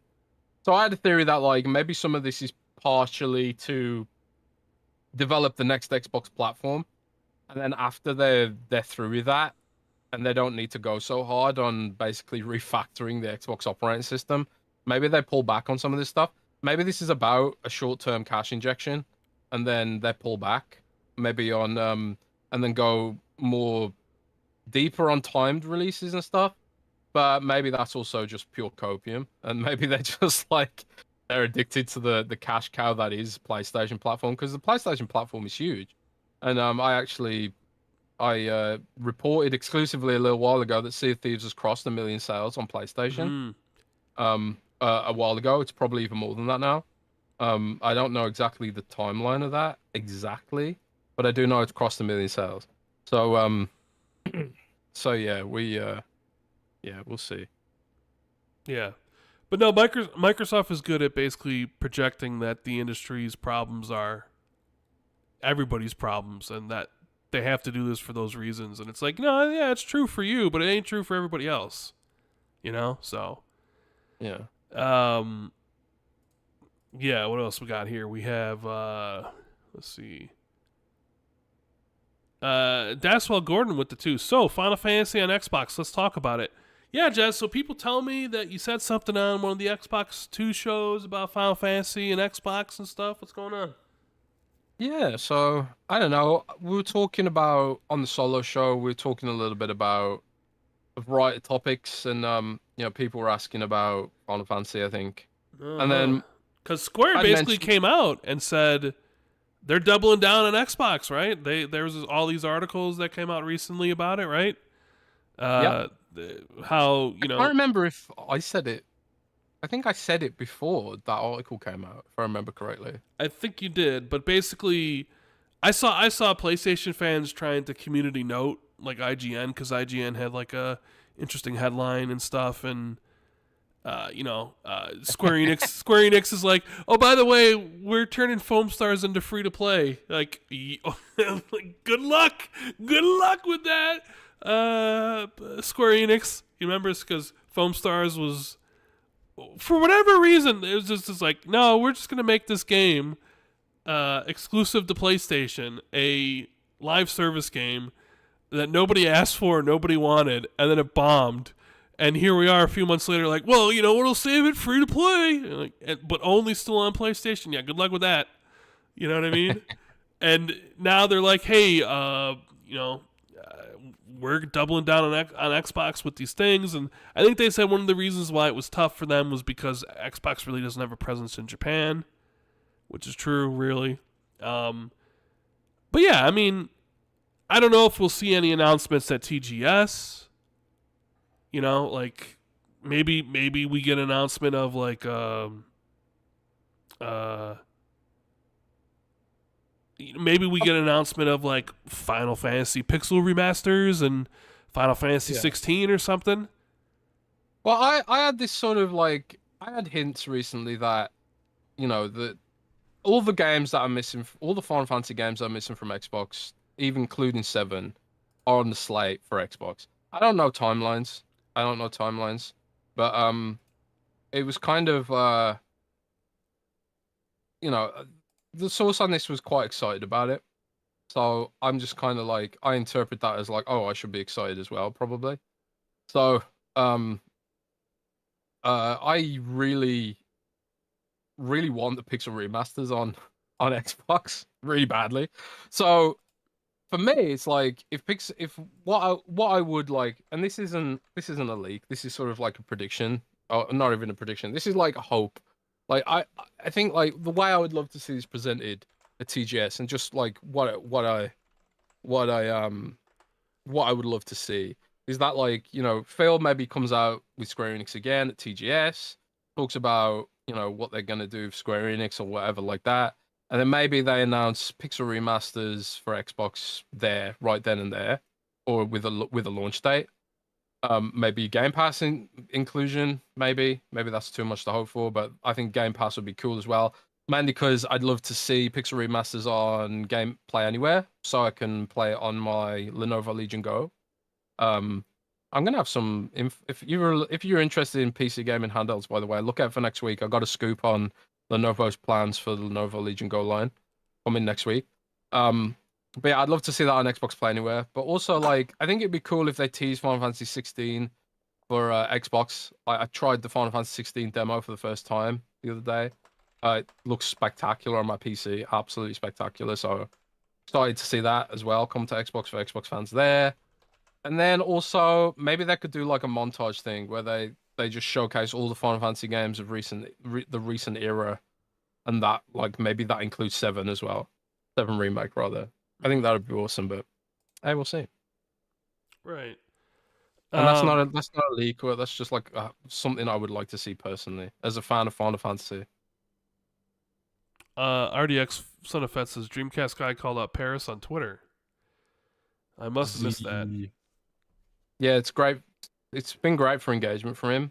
Like, literally everything he does is for engagement, and he doesn't care about relationships or people or anything like that. So, what do you Uh, say? yeah, I don't know. Like, I know. I think. Yeah, I don't really know what's going on with the Dreamcast guy Paris stuff. I don't know what Like brought it up again.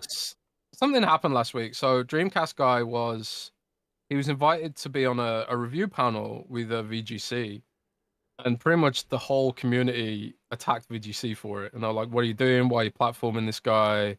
And then sort of linking all the grift that he's done over the years. And then Paris was quite prominent in adding to that noise, I think.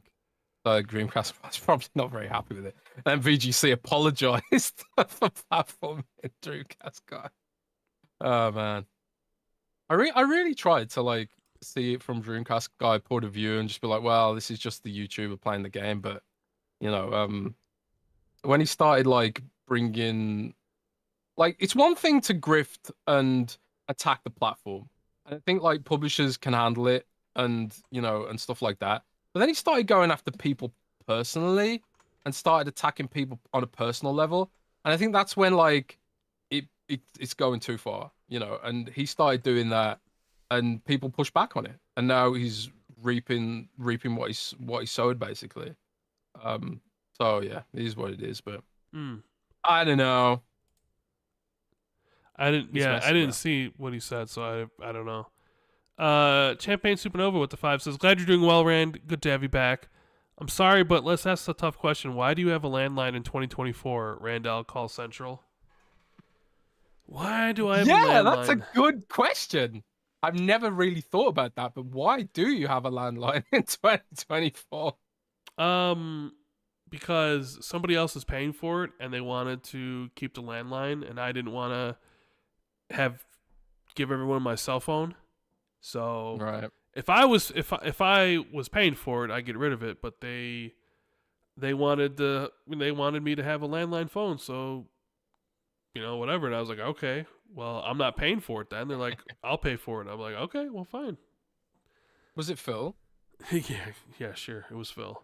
Is it like the Bat phone where it's, you seen the Adam West Batman where it's like a bat Batman themed phone, but instead it's an Xbox themed phone, and Phil just calls you up and starts leaking stuff. Yeah, no. And then you share it as a prediction. Is that Yeah. right? I think that's No, what I no, think no, that's no. true. No, that's not true. Uh, J Boy says, Jez, any Xbox console World of Warcraft news? no, I don't have any news on whether World of Warcraft will come to console or not. I know they talk about it frequently internally, but I think like when World of Warcraft gets back to where it needs to be in terms of engagement and stuff like that, and I think it's getting there. It's growing again over the last year, partially because of World Classic and stuff, and the stuff they've been doing on the classic side. That's gotten a lot of nostalgic people to return. Um, Once they've gotten to that point, maybe then they start looking at it. But it's weird with a service game and an MMO because you have to your developer pipeline is like so much of it goes towards the end game and keeping people engaged that exploring new platforms takes a long time, or maybe even outside investment. That's partially why Final Fantasy 14 took so long to come to Xbox in the first place. But it was really cool to see in the IGN stuff, where the guy was literally shouting out the engagement for the game on Xbox, which I think, like, is a good sign that it's doing well for them. So I think, like, if World of Warcraft is gonna go, I think they do need to consider console platforms and not just Xbox but PlayStation as well. But we'll see what happens there. I'd be really interested to see how they pull it off. Yeah. Champagne Supernova also says, remember when Concord tanked but didn't get the vitriol Starfield got? Pepperidge Farm remembers. Can we at least admit there's a wild bias? People did send me that, where PC Gamer was like, stop hating on Concord, or whatever it was, even though they were the ones to do it pretty harshly to Redfall and Starfield. Well, PC Gamer is, they're my colleagues who are in the same network. And yeah. I am curious, was it the same writer? Because no, I don't think it was. At the end of the day, PC Gamer is a huge team with a lot of different writers, and there's no centralized effort to make everyone on the team have the same opinion. Windows Central's full of people with different opinions as well. It's just the thing, like, when it's a YouTuber and it's just always their opinion, you get this sort of consistency, right, with that brand. But when it's a collective of opinions, but you ascribe the opinion to just the brand of PC Gamer, then, it's not fair, really. It's, at the end of the day, that was one writer's opinion and then another writer's opinion. Maybe they just need some people who actually, like Xbox writing over there. I don't know. But I mean, holy shit! I don't want to beat on a dead horse or anything, but holy crap, Concord! What a massive failure that game is. Oh my lord! I'm not sure I've ever seen a game, like a big AAA game by a console manufacturer, like, just release to just pure death. And the funny thing is, everybody knew it was going to fucking die. Everybody. Like, as soon as the beta came and nobody was playing that, it was like, yeah, you know how this is going to play out. Maybe, and we even talked about on this show. It was like, well, sometimes you got to do what's best for the game. Like, so you got to delay Concord. You got to do something. And it's like, but they didn't. I don't know if Sony was just like, get this game out and we'll fix it from there. But, like, clearly they had to have known how bad it was going to be. Like, the numbers on Steam right now are like, they almost seem like there's a mistake. Because I think I saw today it was like 100 people. The game's been out for a week now. Nobody's playing it on PC, and on PlayStation, I guess it's like the 55th best-selling game or whatever, which is basically nothing. And I think back of all the disasters that Xbox has had, like Redfall, and like how many millions of people probably ended up playing Redfall. Granted, it wasn't a great game, it wasn't a good game, it was whatever. But like I'm struggling to like find another game that came out and just everybody knew it was going to die, and the publisher just did nothing to salvage it whatsoever. Well, dude, you never know, man. I mean, look at Suicide Squad, for example. They delayed that game for a year because they saw the how upset people were with the game, and they're like, oh man, this isn't going to be good. They delayed it a whole year. Now we don't know exactly what they changed because the story's a story and whatever. But they tried to change something and at least gave the game a chance of succeeding. And, well, it didn't succeed, right? Like, the game came and the game went, and nobody really played that one either. Even Warner Brothers was like, yeah, our sales are down, our revenue's down, and they blamed it all on Suicide Squad.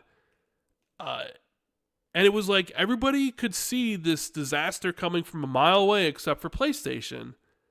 And they didn't even bother to let's delay this 6 months. Let's change it from $40 to free to play. Let's have you rework the monetization model so it works with free to play. Because clearly, selling this game for $40 isn't going to work. You know, nobody asked for a generic hero shooter, and I haven't played the game, so I don't even know if it's good or not. I'm just looking at it's pretty good. Well, the people who play it say it's good. But clearly, there was zero interest in anybody playing that game at any specific price point. And maybe that has to do with how the characters looked, and they weren't cool looking, and it just looked like a Destiny Crucible multiplayer ripoff, and people are tired of hero shooters, and it was just... definitely tired of hero. But Sony didn't do anything to salvage it. It wasn't like, you know what? We're going to delay this game 8 months, and we're going to try to make it work. They're just releasing it. And it's like the biggest disaster that I can't think of another game that launched to this poor... Man, they Sony bought this studio for this game. Yeah, but Suicide Squad's got... But Warner Brothers at least tried to salvage Suicide Squad. They saw... It's early days, yeah. It coming, and they're like, let's delay this shit. PlayStation bought this studio for this game. This isn't like a Stellar Blade thing where Sony let's buy the rights. They bought this studio. Rand. Hang on a sec. I think you're getting ahead of yourself here, dude. No. There is still a chance that Sony might try and salvage this game. I think it needs to go to free to play, probably. I mean, even Overwatch is having issues retaining people right now because the sort of fad has died down, and also Overwatch has done everything it possibly can to upset its community. Yeah, Valorant's now on console. Mode. Marvel Rivals is going to be coming at the end of the year. I mean, and then you've got Valve's hero shooter is going to be huge. Yep. And also, one of the things that I think, something a publisher source told me recently was one of the things that they're finding more and more is that the youth really want third-person shooters, and this is partially probably a Fortnite effect, but it's also the skins effect. I think being able to see your skin and all that kind of stuff. But yeah, it does seem like there is. I mean, is Concord third person or first person? I want to say it's first person. Yeah, Concord is first person, but it's got those cutscenes.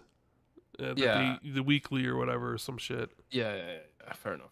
But I do think there is definitely some kind of I don't know, universe where I think Concord could survive and thrive, and maybe, who knows, Rand, in a year we might be sitting there saying, "Oh, wow." But the thing is, I think none of us saw that Concord would become the next PUBG. Yeah, they should have delayed it.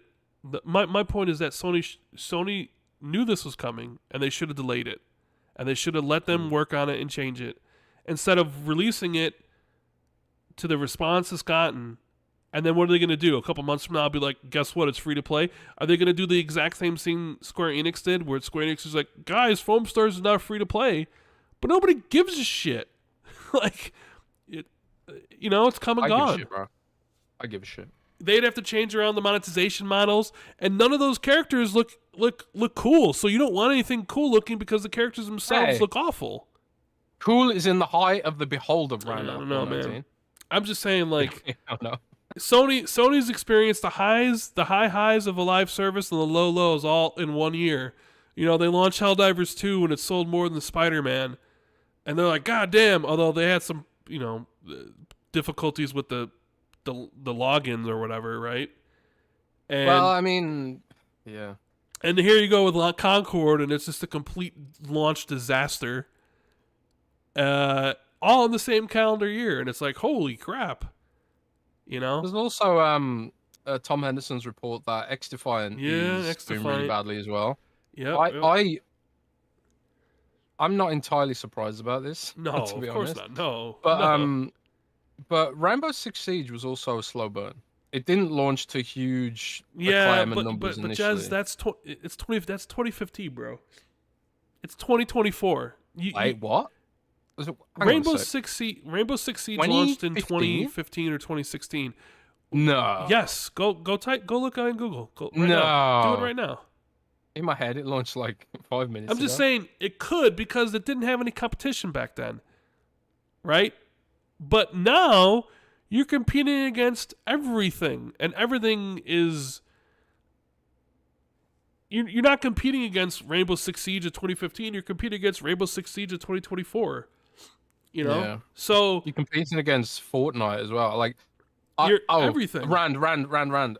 Something. I don't think I told you this because you were sick, and I don't know if we talked about it, but I played quite a lot of Fortnite. Oh God! And you know what? What? I enjoyed it. Oh no! I got a victory royale. Yeah, because it was your first game. You're probably playing against a bunch of bots. No. I played a bunch. I got legit victory royales as well, dude.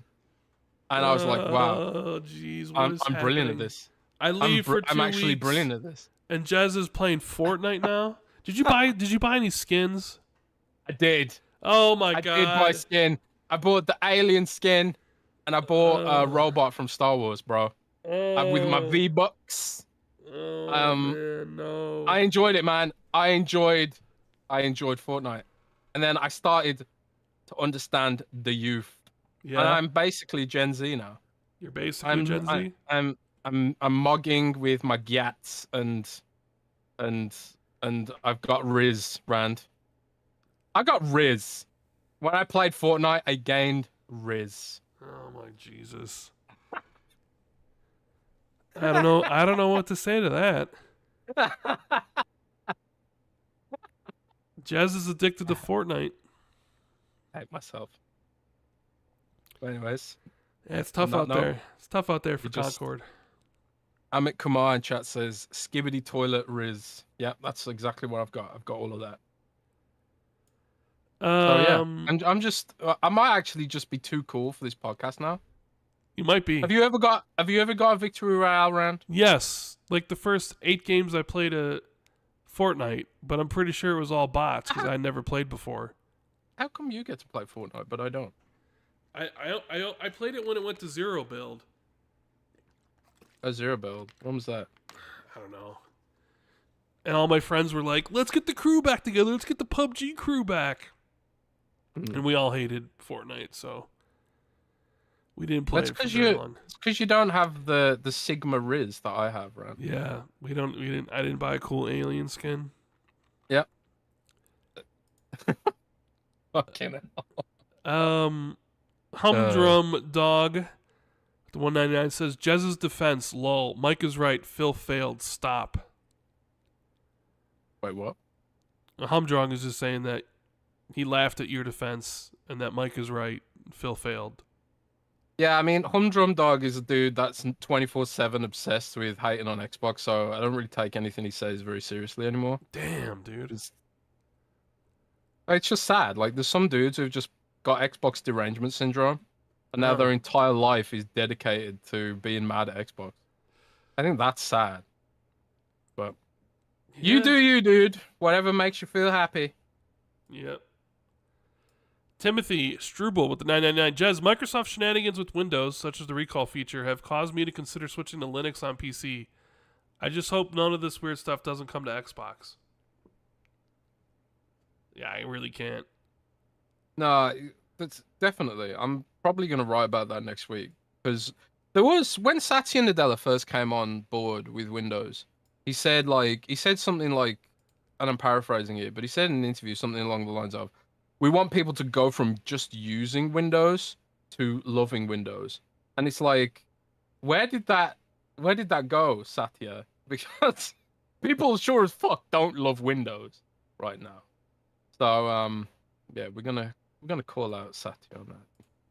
Good old Satya. Clizzle of 420 with the 5. I'm late, but did I miss the Indiana Jones topic? No, not really. I guess we can talk about it now.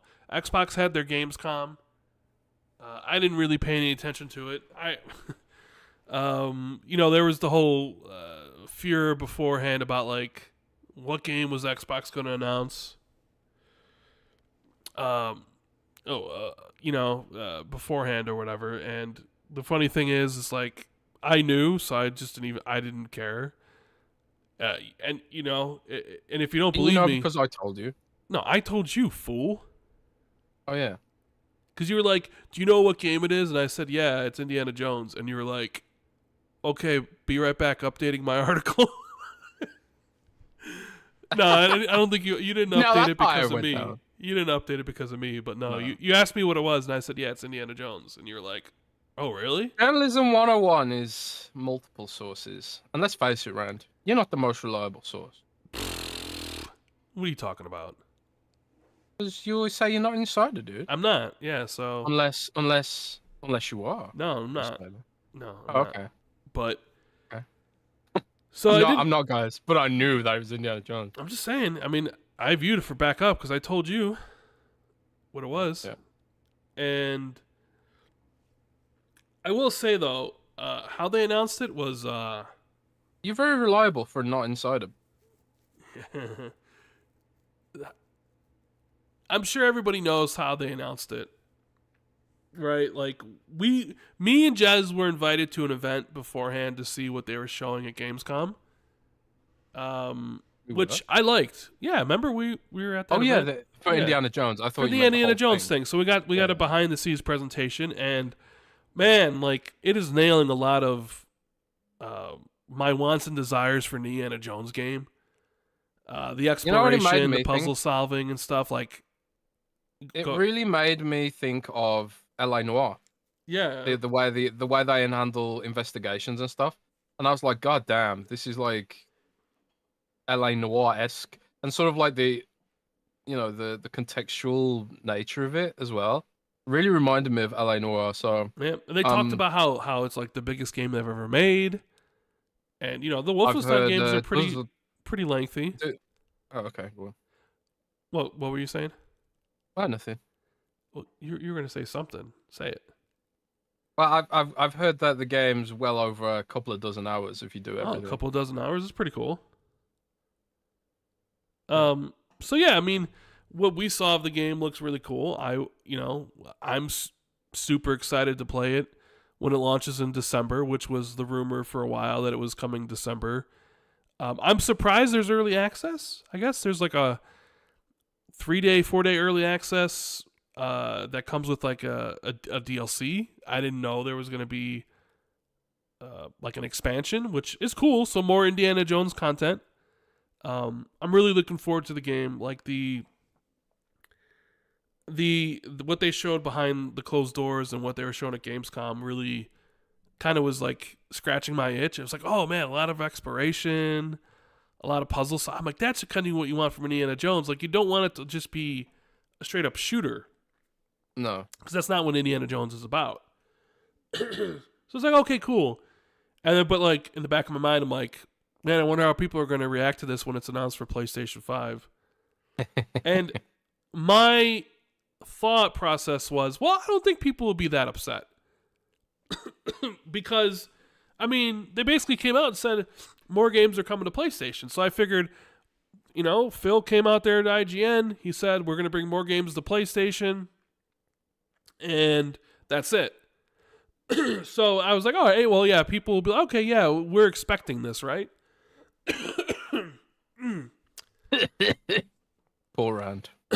So, there was there was like rumors it was going to be Forza Horizon 5 and stuff, which I think you put the kibosh on, right? Yeah. I was told pretty direct it wasn't Forza Horizon 5. But of course, I don't know anything. No, yeah. And I was so I was like, okay, well, hold on, Jez, let me get this. I'm gonna mute myself because I'm gonna have cough, but I'll be right back because I got something in the back of my throat. It's bothering me. All right, go and cough it up, bro. So yeah, so Rand heard that it was Indiana Jones and mute harder, bro. I told you you would be able to hear me, but not them. Oh, sorry, I didn't hear that. But are you still muted or are you done?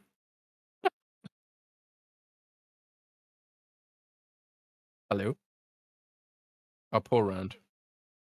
Poor Rand. You okay?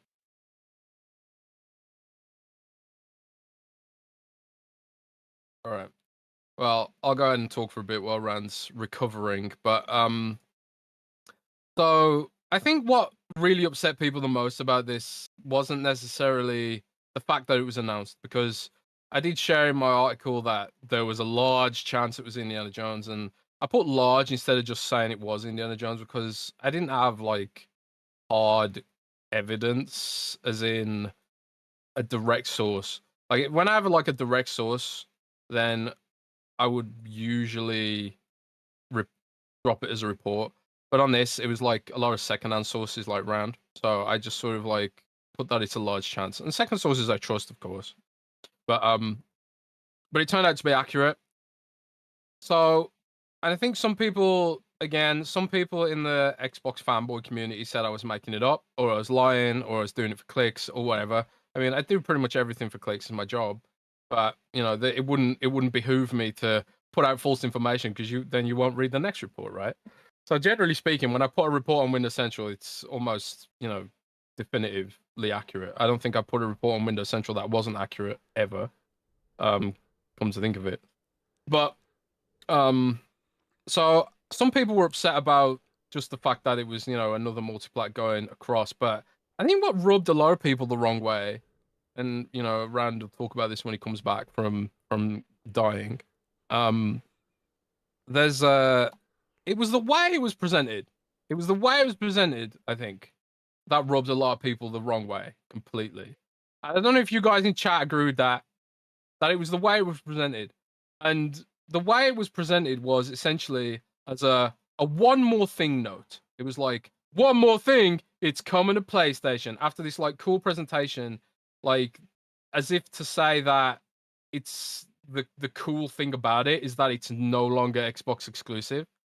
And it sort of undermined the game. It undermined the platform, and it also undermined a lot of the preview content that was being prepared, because our article on the fact that it was coming to PlayStation did more traffic than the article about the actual game, like the controversy that Microsoft created around that. And I think that was part of it. It felt like a slap in the face. It was very badly handled messaging. And I think like when Rand was talking about the way PlayStation's been handling its expansion to PC, Rand mentioned something that's very true. That PlayStation is just absolutely great at messaging and communicating with their fans in a way that, they want to be communicated with, I guess, generally speaking. Xbox isn't. Xbox is constantly fumbles the bag on things like this. They're not very transparent about a ton of things, which, leads to leak culture, frankly. A lack of transparency about all this kind of stuff. Like, even their statement about Black Myth Wukong, which we'll talk about in a bit, wasn't exactly definitive either way and was full of being left open to interpretation.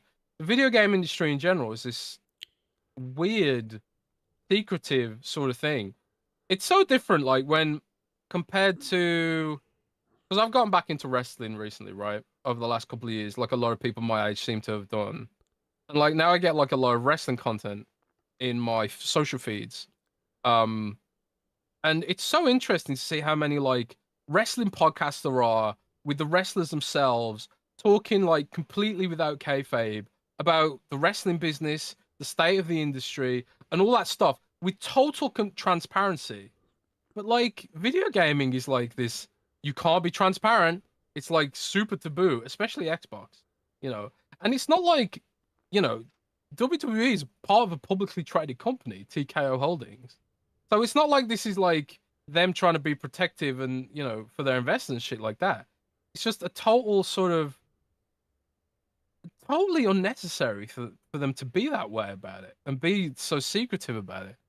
Um so you know, I see a lot of people in chat talking about tone deaf messaging. Why didn't they wait till January to announce the PlayStation 5 port? I mean, there might be some mitigating circumstances here. Like, and I did mention this on the solo show. For example, I heard that it was supposed to be presented in a different way, and that even Troy Baker was supposed to be involved. But because of the writers' strike, because of the actors' strike or whatever that's going on, he couldn't do it because he's part of that union. Don't know if that's true. It's just like a rumor that I heard. Now, let's just assume for the sake of argument that was true. That might have thrown some of the presentation stuff into touch, which then led to Microsoft or even, you know, Opening Light Live scrambling to put something else together.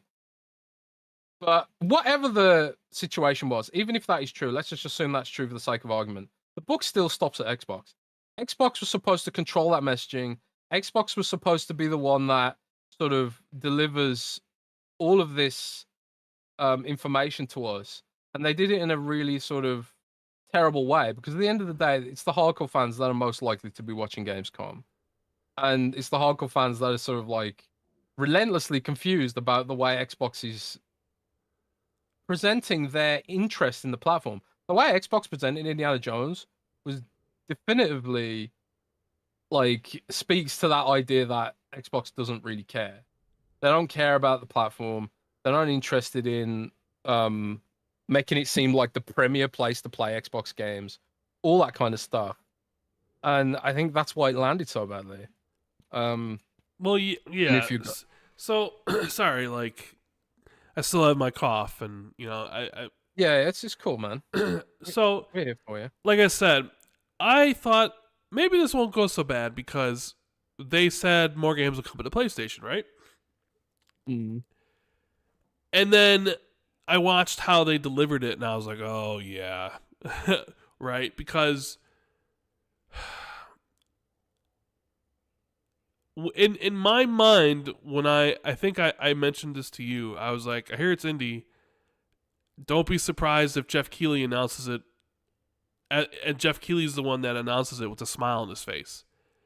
Because also, a lot of Xbox fans have this idea that Jeff Keighley doesn't like Xbox, right? So not only do you present Indiana Jones and you're announcing the release date for the game, you also do this thing where it's one more thing, and Jeff Keighley just announces with a smile on his face, oh yeah, it's coming to PlayStation in spring. Like that like that was the true announcement that they wanted to get out all along, right? And then it coming to PlayStation overshadows everything that the game's trying to do. Like, the conversation isn't about, hey, look at all the cool stuff that's going on in Indiana Jones. The conversation is, why is it coming to PlayStation? Why is Xbox doing this? What is their strategy? What's going on? So it ends up into this whole other thing. And you know, you mentioned like other reasons for why they do it, like, you know, is this like, did Disney want this announced? Because Disney is involved, right? This is you know, a Lucasfilm IP which is owned by Disney, and maybe, you know, you could say maybe Disney came in and said, hey, we want this announced for PlayStation. I'm sure that's a part of but it. then as there's well. also there's the whiplash. Is it? Yeah, but one quick question: is it up for pre-order on PlayStation? Because maybe it's about pre-order sales. No, I don't think so because they didn't give a date. It's just they just gave a time frame. I mean, I could be wrong. I haven't logged on to my PlayStation since I beat Final Fantasy VII Remake, so I'm not sure if it's available. Somebody in chat will let us know. Let us know in chat if it's available to pre-order. I don't think it is because I don't think it has a release date, but I could be wrong. I don't know. All Hail Me says it's up for pre-order. Well, if it's up for pre-order, then there you go. Oh no, Jimmy the Gamer says it's not up for pre-order. Yeah, because it's up for pre-order on Xbox.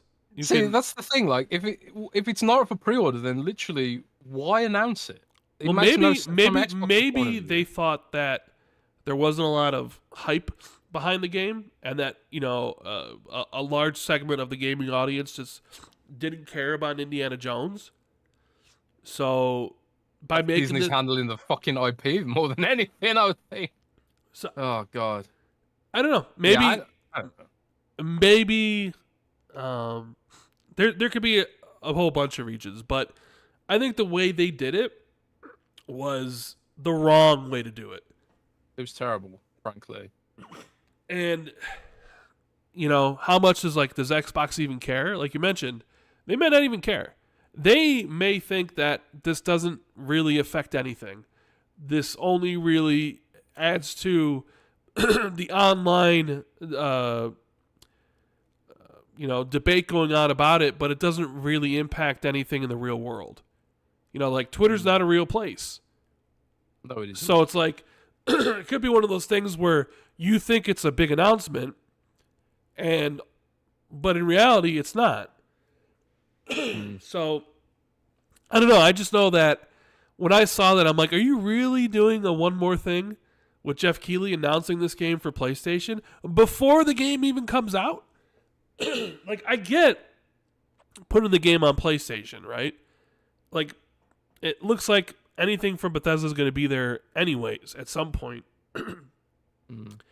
But it really seems odd to undercut your own platform like you did. Because if you're like, okay, well, we'll put it on PlayStation, they have to wait 4 months, and they also have to pay $70 or whatever it is, right? You know what it was like?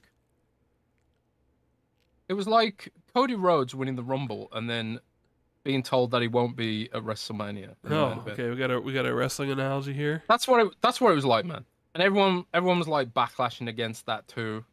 And then WWE had to pivot. But the difference here is like Xbox ain't gonna pivot.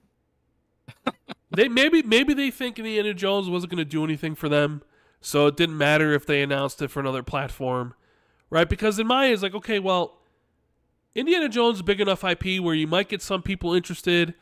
And if you're not about selling consoles anymore, right? If this whole, because obviously, like, you're announcing this, like, so people from PlayStation aren't gonna mistakenly buy an Xbox, but it's like, if the whole idea is like, well, we want to sell subscriptions, well, anybody who has a PlayStation probably is okay holding off not buying Indiana Jones because they know it's going to be on their platform in a few months. So it seems like you undercut not only the Xbox console platform, but even Game Pass. Because now there could have been people who decided, okay, well, I'll play it now. But now we're like, well, I'll just play it on PlayStation in 4 months. Like, so now you're not even selling new subscriptions to Game Pass or what have you because you're telling everybody else that it's coming to this platform down the road.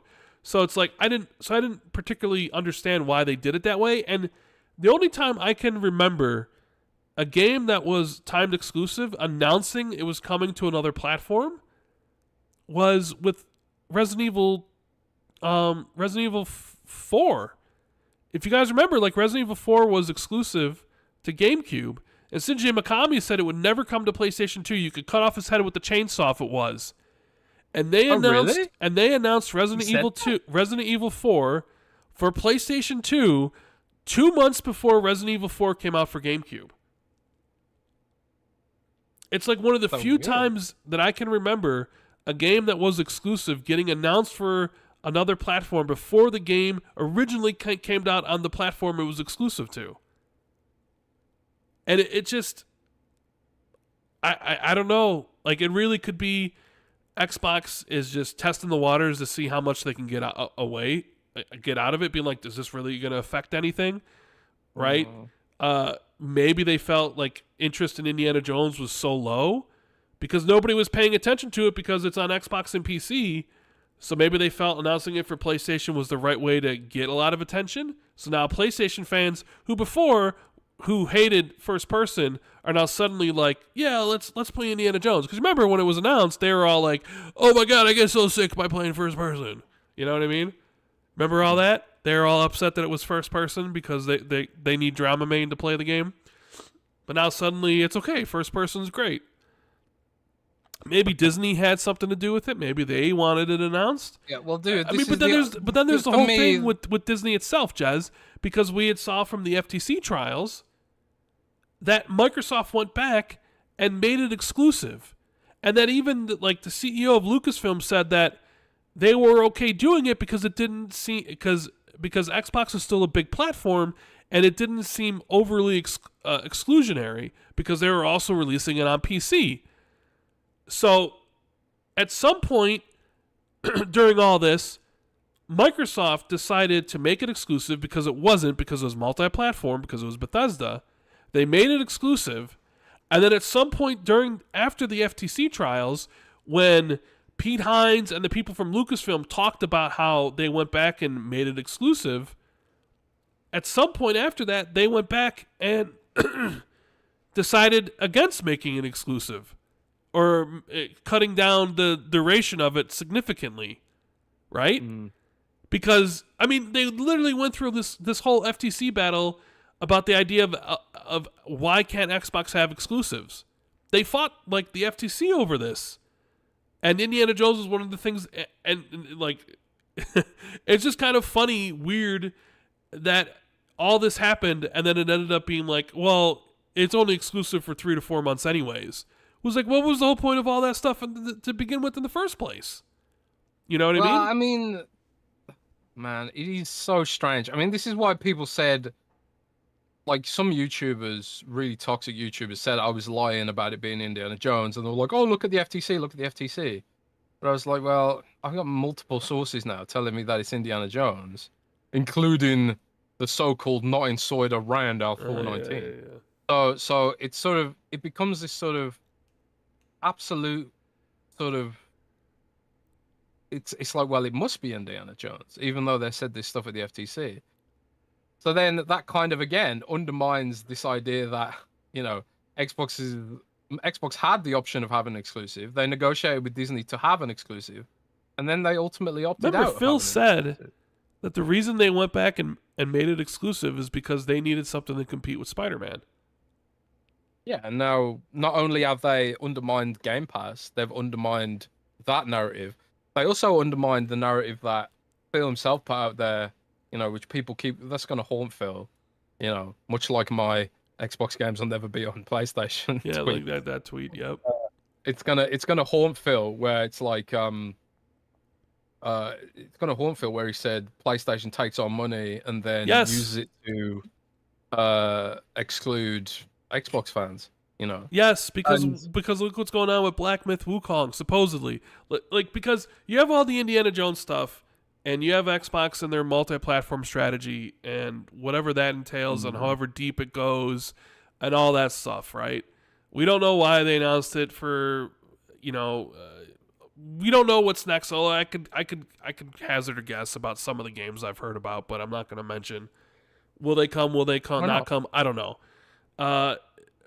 But then the quote that Phil said about, like, we don't want to support PlayStation because PlayStation takes 30% of whatever we sell on their platform, and then they just use it to make deals that hurt Xbox. And we were specifically going to talk about Black Myth Wukong, which became a phenomenon. Like 10 million copies in 3 months. The game everybody's talking about. And guess what? It's not on Xbox. And you know what that makes? It makes Xbox feel like a lesser platform. You don't have this game? Why don't you have this game? I don't know. And the reason Game Science gave was because, we have problems optimizing it for the Xbox consoles, right? But And then, then what do people extrapolate from there? well, then Xbox it's the Series is to blame. S. The Series S is to blame. Series S is a potato. Series S, Series S, Series S. Like, right, this is the problem. I don't even like potatoes. And then Microsoft put out a statement to Windows Central, to you, about they can't comment on deals that, Game Science has made with other platform holders. So now everybody's talking about some sort Unprompted. unprompted, some sort of exclusivity deal, right? And people were throwing shit at you constantly on Twitter. Like, fucking Jez Corden, fucking lying piece of shit, fucking Xbox shill, et cetera, et cetera, et cetera, right? Because a lot of people, they believe that you made that up. Like, you were going around saying this shit, and it was like, no, this is like what Xbox said about the deal. Like, this is what Xbox PR literally said it, Yeah. And it's okay, so that kind of settled down. The game came out. There weren't really any review codes for PS5. They were all for PC. And then maybe that kind of was like, oh, well, maybe that, okay, well, yeah, see, it didn't really work well on PlayStation 5, so I can see why they're having a problem with it on Xbox. In the meantime, it blows up on Steam. But then it comes out from Paul Tassi yesterday, as well as Kate Bailey from IGN, I believe. Bailey, yeah. They're, according to their sources, that they did sign, Game Science did sign an exclusivity deal with PlayStation to keep the game off of Xbox. Mm-hmm. And then my first thought is what I mentioned just previously. Oh, Phil Spencer doesn't want to support PlayStation because they use the monies from the games that they sell to make deals that hurt Xbox. And my first thought is, so you mentioned how they sold 1 million copies of Sea of Thieves, right, on PlayStation. Maybe I think the game's $40, $1 million, $40 million. Sony would take like what, 30%, so that's 15 million or whatever it would be. So it's like they could have taken that 15 million they got from Sea of Thieves and just gave it to, and that doesn't include microtransactions or any of that sort of stuff, but then made it so, okay, we're going to undermine the Xbox platform even more, and we're going to keep this huge game off of Xbox. And we're not even going to have any like marketing, like a deal like we normally do where it says exclusive until X amount of time. And all the while, it's like Xbox is complaining about this, right? Phil's doing an IGN interview where he mentions like slimy platform things, all these things. Xbox is pissed off, blah, blah, blah, blah, blah. And it's like, yeah, but guess what? You're giving them your own games anyways.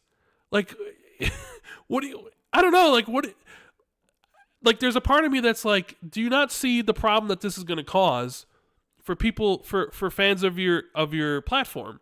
It's like, you're consistently going to just give your own games because of the business realities out there to other platforms so you can see more growth and make more money. In the meantime, that might cause developers to decide to skip your platform in the future, but certainly Sony is going to be licking their lips, and they're going to take the money that they make off of you and basically prevent those games from coming to your platform. And how do you reward PlayStation for this? By giving them more of your games. It's kind of sad, really, because that's essentially what's happened here. Now, you could say, well, one's not, has nothing to do with the other, but it kind of does, right? And granted, Sony could just throw the money around regardless, even if Xbox wasn't doing it. But, I don't know. To me, it's like Xbox can't complain about slimy business things. But set them up but then, for the slimy business thing. It's just like, you're letting them get away with it, and you're rewarding them for doing it by putting most of your games on the platform. So Sony's going to feel even more emboldened. Maybe they smell blood in the water. Maybe we'll do this with even more of their stuff. Oh, we'll take away this game and this game and that game, right? And it makes Xbox feel like, a second-class system. Like, why would anybody want it? And it's funny because Black Myth Wukong's not even on Switch, and nobody cares that's not even on Switch. Nobody even cares that Star Wars Outlaws isn't on Switch, or any of the big AAA games aren't on Switch. Nobody cares, right? But when it comes to Xbox, people care. Maybe it's because it's the way Xbox presented itself versus PlayStation, where Nintendo went off on do their own thing, and maybe people are fine with. But it's. I always do find it funny that these games never hit Switch, and nobody ever bitches about it. And I think maybe it's because people realize that it's all technical and stuff. But we know Xbox can run the games, and they don't get them. And then we're end up in the situation like we're talking about here. So, what have you heard, Jez, about the whole Black Myth Wukong thing? Have you heard anything about it? Yes, I've Okay. heard quite a lot about it. Quite a lot about it. All right. Yeah, I've spoken to multiple sources about Black Myth Wukong stuff, and I'll tell you all up. Microsoft, at least, believes there's a deal in place, and that's like, that's my sources, direct sources who've suggested to me that there is some kind of deal that excludes Xbox for XYZ period of time. Now, Paul Tassi put out a comment about this morning, saying that he heard that he went a bit further and said that he was told there is no technical reason, and that's a lie. Now, I don't think I ever heard that part was a lie, because previously I speculated that maybe both can be true. Maybe they did run into technical issues because, as you said, there are technical issues on PlayStation, and they were like, okay, well, we need more time for this. So to make up for the lost revenue, we will take a period of timed exclusivity with Sony, and then also when we mention it that it is technical in nature, the delay, it'll at least be true on the face of it. But I think Kat and Tassie both were told that there wasn't a technical issue. Now, I know Jeff, Nick, and maybe others have said there's no deal in place. I really respect Jeff and Nick. Well, at least Jeff. But Special Nick. On this, I'm sorry to say, I believe they're wrong. I've got great sourcing on this, and I'm pretty confident that this is the case. And I think I would, if it is wrong, and Sony and Game Science come out, put out joint statements saying there's no timed exclusivity, I'll go straight back to my sources and be like, well, you guys said this, what's going on here? And if they say, oh, okay, we were wrong, then I'll just be like, well, okay, fair enough. But Game Science hasn't responded to comments. I mean, they didn't respond to comment from me, and I don't expect them to respond to comment from me because, like, small fry. But they didn't respond to comment from IGN and Forbes, which is sort of like they could easily just put a stop to this straight away by getting Sony to put out a statement. So I don't know what the deal entails exactly. I was given pretty vague details. It sounds like Paul and IGN were given a bit more details than me. But the fact that Microsoft put that statement out to press, first with me and then others, basically being like, we don't comment on deals with third-party publishers. Never prompted that. And they threw that in there anyway, because they wanted people to know that there's a third-party publishing deal. That sums it up for me, So, yeah, I don't know what the full story is. Clearly something went wrong, I think, because it was announced for Xbox and now it's not on Xbox. And I would also argue that there's not necessarily something nefarious about this either. It could just be like a bunch of miscommunication. It could be mistakes. Black Myth Wukong kind of in a similar situation to Pal World, where it's like there's a relatively smaller dev and they've got a big hit on their hands. They got a big hit on their hands, a relatively smaller dev, and they didn't know how to deal with this situation.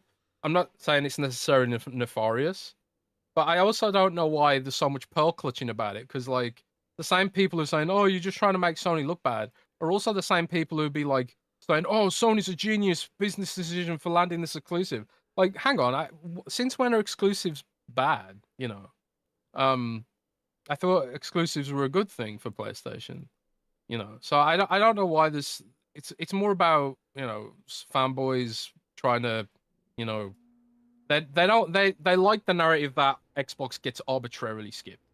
They like that narrative because Yeah, they like the narrative that it's the but I Series think S. It's the Series S's problem, because they yeah, can go and say, "We told you guys, in 2020 that the Series S was gonna be a problem, and you didn't listen. And I'm so smart with my big they brain, and it's funny I'm because they playing never even 4D mentioned the Series chess, S. and I told you guys, and you didn't listen. That Series S was gonna cause some games to skip the platform, right?"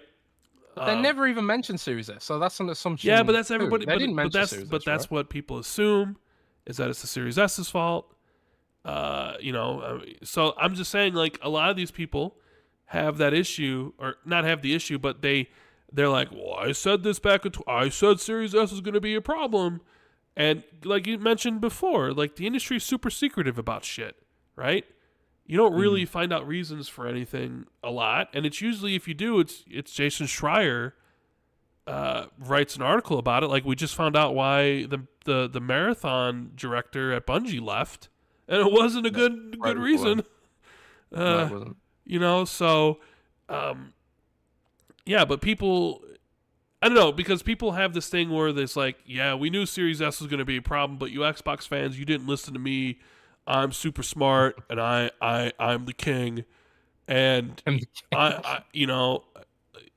you should listen to me more often. And I said this was going to be an issue, instead of being like, well, what if it's just one of those things where, in my view, I kind of thought it was like, well, maybe they were going to have trouble hitting their release date for all three platforms, and clearly they wanted to make sure the PC version and the PlayStation version was, the ones able to hit it. So maybe my viewpoint was kind of along what Nick said. Maybe it was like Sony came in with the contract and was like, hey, pull everybody off the Xbox version, put them all on the PlayStation version, and get the PlayStation version out on time. Fuck the Xbox version, right? And they did that, and the game's out now. And you saw, like, I saw reporting that it was selling a lot of consoles in China because of it, right? Yeah, because the game's massive in China. It doesn't really matter because so maybe the third party will take all the profits. But yeah, so maybe it was a tech related thing, and I think I think truly it could be a combination of both. And I want to give Game Science the benefit of the doubt here. I'm not out here saying Game Science is lying about the tech stuff. I really ain't, and I honestly have no information about whether they are or aren't. But the omission is that there is some kind of deal in place now, at least for X amount of time. I don't know if the game will ever come to Xbox now, because I'm sure this is.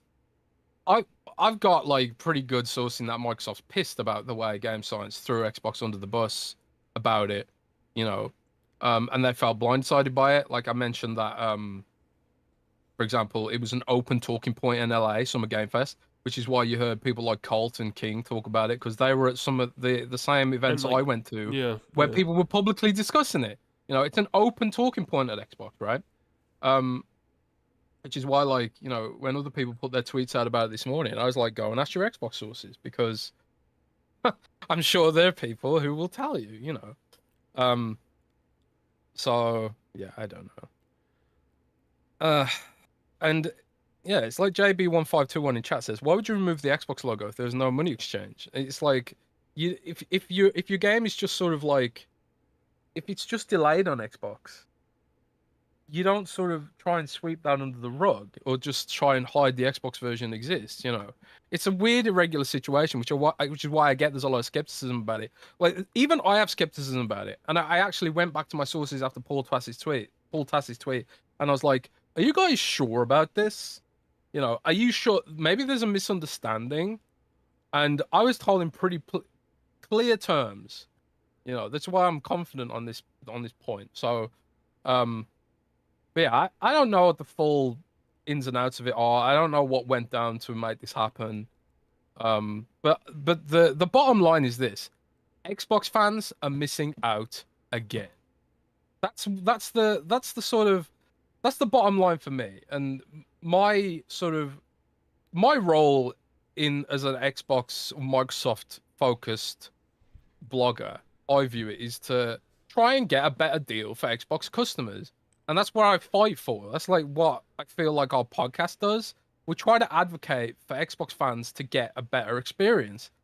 And whatever the cause of this snafu is, whether it's Xbox's platform size, whether it's some kind of disagreement, whether Microsoft got outbid or something, or whether, even if it was something like they arbitrarily excluded Xbox because the platform's not big enough and it's not a priority for them, all of the responsibility for that stops at Xbox's door.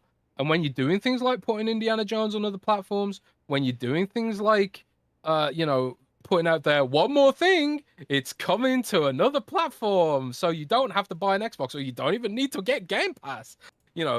All that kind of stuff coalesces into this sort of revolving narrative that Xbox fans are last in Microsoft's universe. And that's the bottom line for me. And that's what I think the takeaway should be. Xbox, for whatever reason, the game isn't on Xbox, and Xbox fans get screwed over, and it's really annoying. Getting old, bro. Mm-hmm.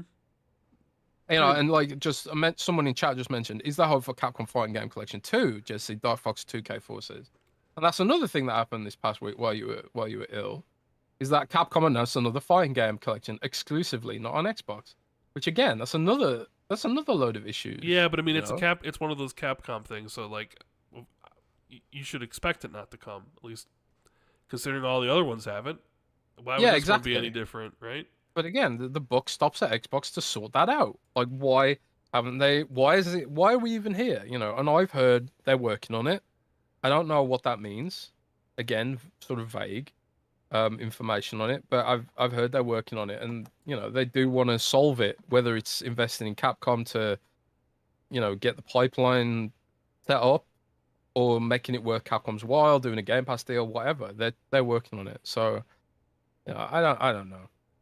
And Curry Cosmos says maybe we should stop blaming Xbox the victim and blame Capcom. I mean, there's that too, but at the same time, it's a business, and it has to make sense for all parties involved.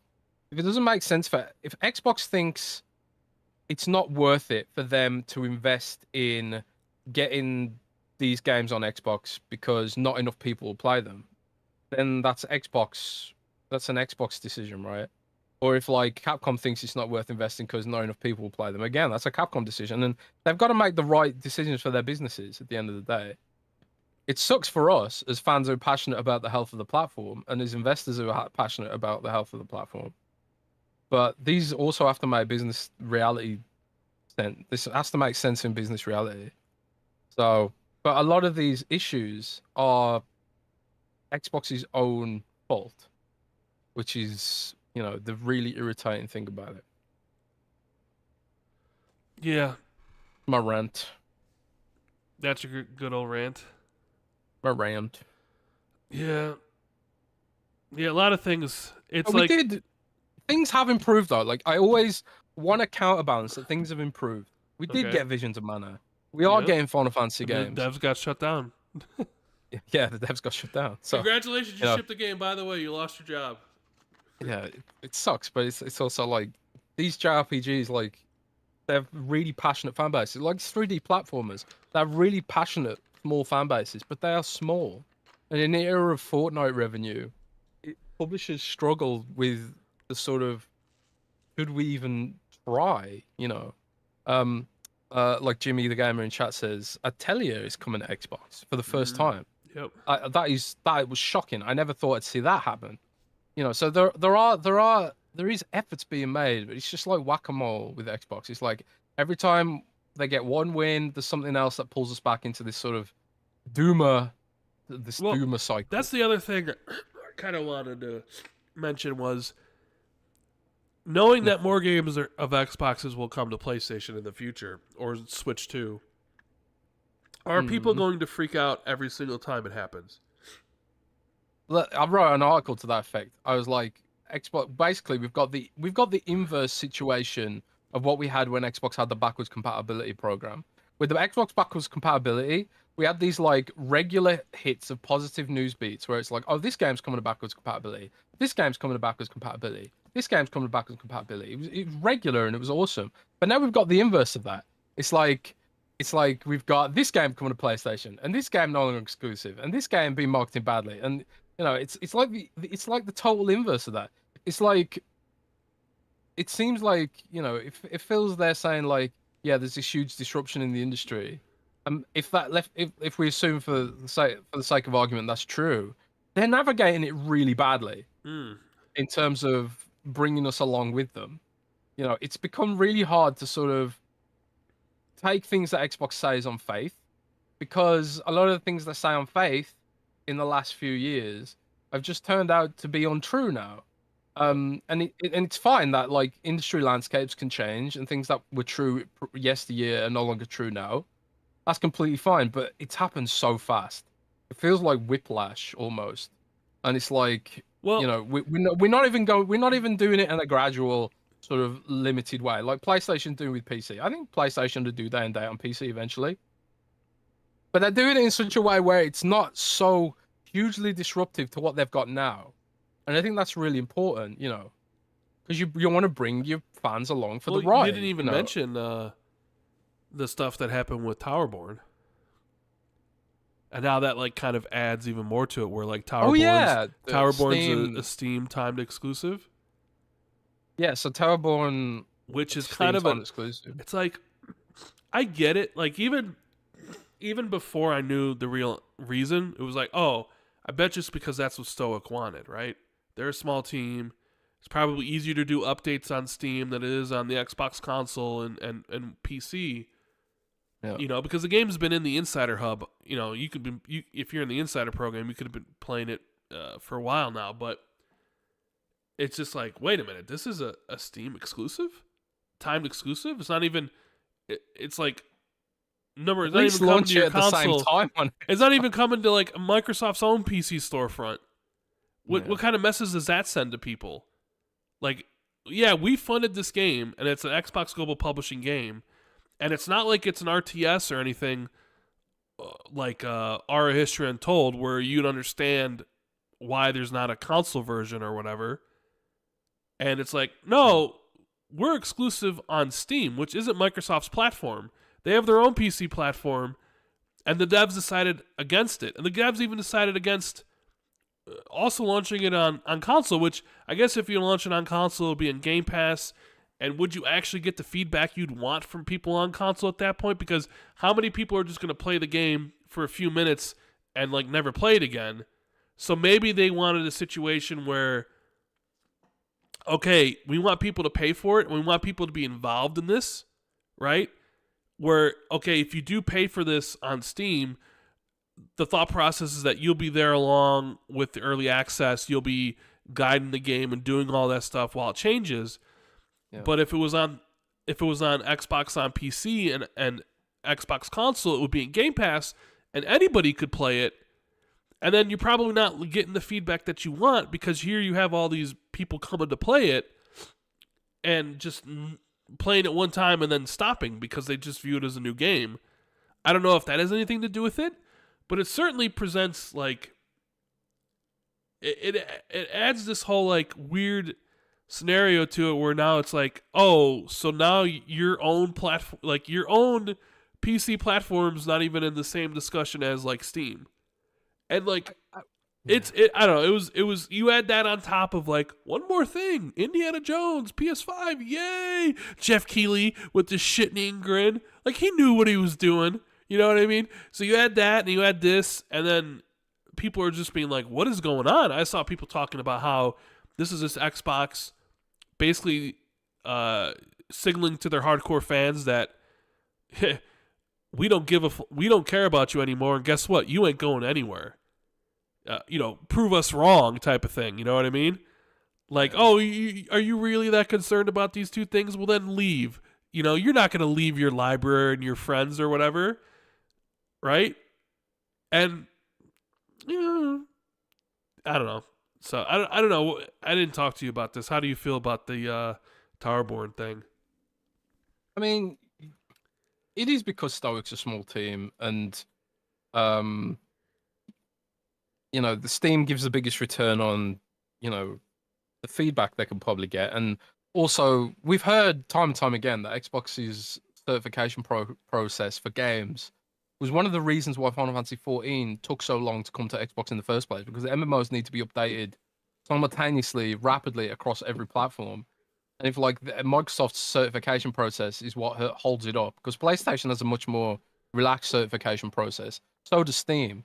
I'm not even sure if Steam has one. They have a much more relaxed certification process, which yeah, it can lead to issues, but at the same time, it's so much easier and probably cheaper for devs to iterate when it comes to smaller games or service games. And Towerborn is a small service game, so like you sort of compound those problems. So I get it in a logical way, but again, it comes back to that messaging of um, Xbox. I think that the generalized perception right now amongst Xbox fans is that we went from mattering a lot to not mattering at all, and that happened when they bought ABK. And I think that's the symptoms of ABK is that we are no longer the moneymaker as the Xbox faithful. You know, Yeah. I kind of feel like that's the scenario we've landed ourselves in, with the situation we find ourselves in now. Don't know how fair that is, but it certainly seems like it to me. But Yeah. yeah, I mean, I don't know. How do you? Satya it's all about money. It's all about Satya going to invest and saying, "Oh, we increased our revenue by $50 bajillion," and all these service games and market transactions that we acquired with Blizzard and Call of Duty have done it for us. All that kind of stuff is why I think the Xbox faithful no longer feel like, or they feel forgotten, or lied to even, or misled. It was like we used to be core to the success of the platform, and now we're not. And it's a big reminder that the businesses ain't your friends. They're there to make money, especially publicly traded businesses. Like a private company, maybe they've got a little bit more freedom to, have a mission and do right by the fans and stuff. But publicly traded companies, nuh-uh. They're beholden to banks, hedge funds, and all that kind of shit. And there's a few companies in the world that are more beholden to that than Xbox. I mean Microsoft, but also by extension Xbox. I think the fact that Xbox still exists and that Microsoft isn't just full blown Azure services business to business is something we should be thanking our lucky stars for. Because I'm sure there's a universe where Satya Nadella is just like, we don't need any of this. Because Satya Nadella hates consumers. He prefers business to business. It's evident by the way they've treated Surface and Windows, frankly. They have no forethought in any of the features they put into Windows. It's always about um, you know, maximum short-term returns, even if like the platform is become this massive pariah and it's a time bomb waiting to explode. There is one window. There's all it needs is one good Windows competitor to make Windows implode. I genuinely believe that. And Proton and Linux and SteamOS might be the engine to make that happen. And this is why competition is so important, because the stagnancy you see in Windows right now is probably the stagnancy you'd see in PlayStation if they didn't have the competition. PlayStation wouldn't be going so hard if they didn't, feel like they need to. And we've heard about PlayStation's margins and the fact that if they could completely envelop Xbox, they would have more margins. But they'd also get to a point where it's like, well, where do we go from here? And then we have to start, munching down on shrinkflation, where it's basically like we pass on costs to consumers. But yeah, corporations ain't your friends, and Xbox has made that increasingly evident with their messaging in recent years. But oh well. Yeah. Gaming Forte, buddy with the 499 says, "You really have a landline? Don't blame someone else for having one. Is it a red, blue, or green phone? These are serious questions that need answering." Wait, what?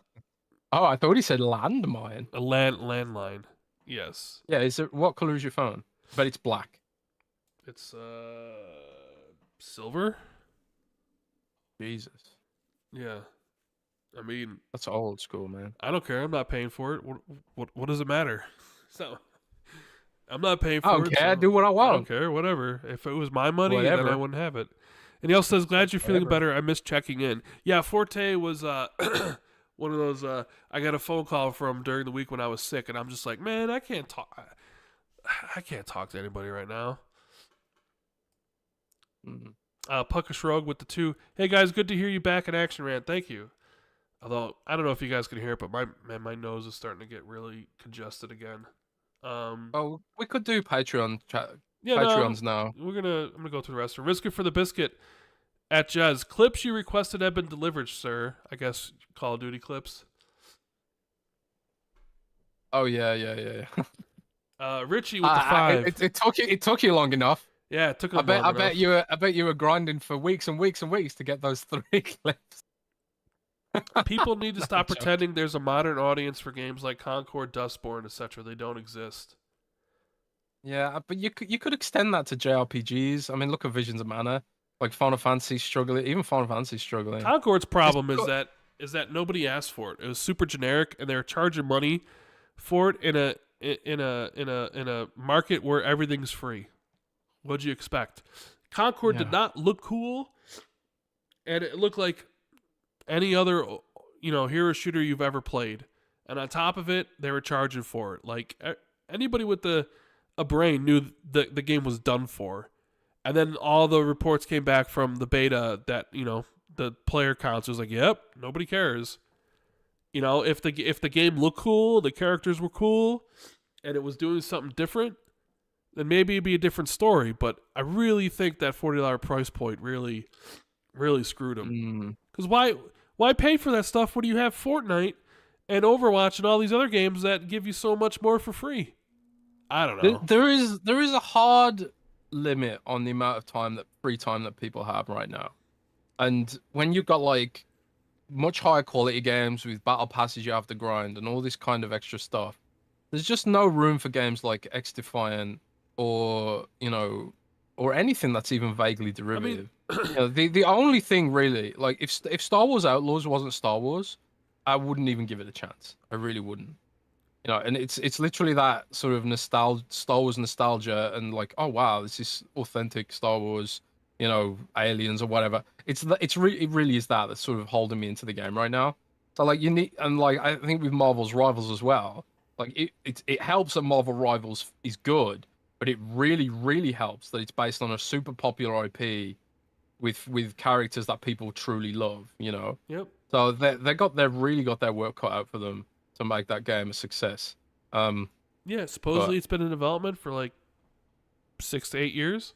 I feel really bad for the team. I really do, and it must be so disheartening to have to see all of your hard work go in, and then you sort of get to see it sort of so spectacularly sort of flop essentially. I'd be pissed at Sony for sending us out there to die. Yeah, I mean that is one criticism I think you can really leverage at Sony recently, is that their service game effort has been middling at best, and it's lifted. If I was an investor, I would there'd be big question marks over can Sony really deliver a great service game? Because that is one thing that Microsoft has been pretty consistently good at. I mean, yeah, Halo's not as big as it once was, but it's at least made a lot of money. You know, and even Microsoft's bad service games seem to eventually turn around, generally speaking. I don't know, man. We'll see what happens. Parafi says, Jez, what comes out first, Contraband or Everwild? Oh shit, that's a good ass question. Well, I don't suppose it's any secret that Contraband's had a lot of development issues. COVID hit the studio really hard, for example, and I don't want to undermine the game or anything, but I haven't heard particularly great things or things that I would consider to be encouraging necessarily about the game and its current state. So, I I think they're really trying with contraband, and I think how long ago was it? I didn't. It wasn't long ago that I They actually revealed it asked in Microsoft. 2021.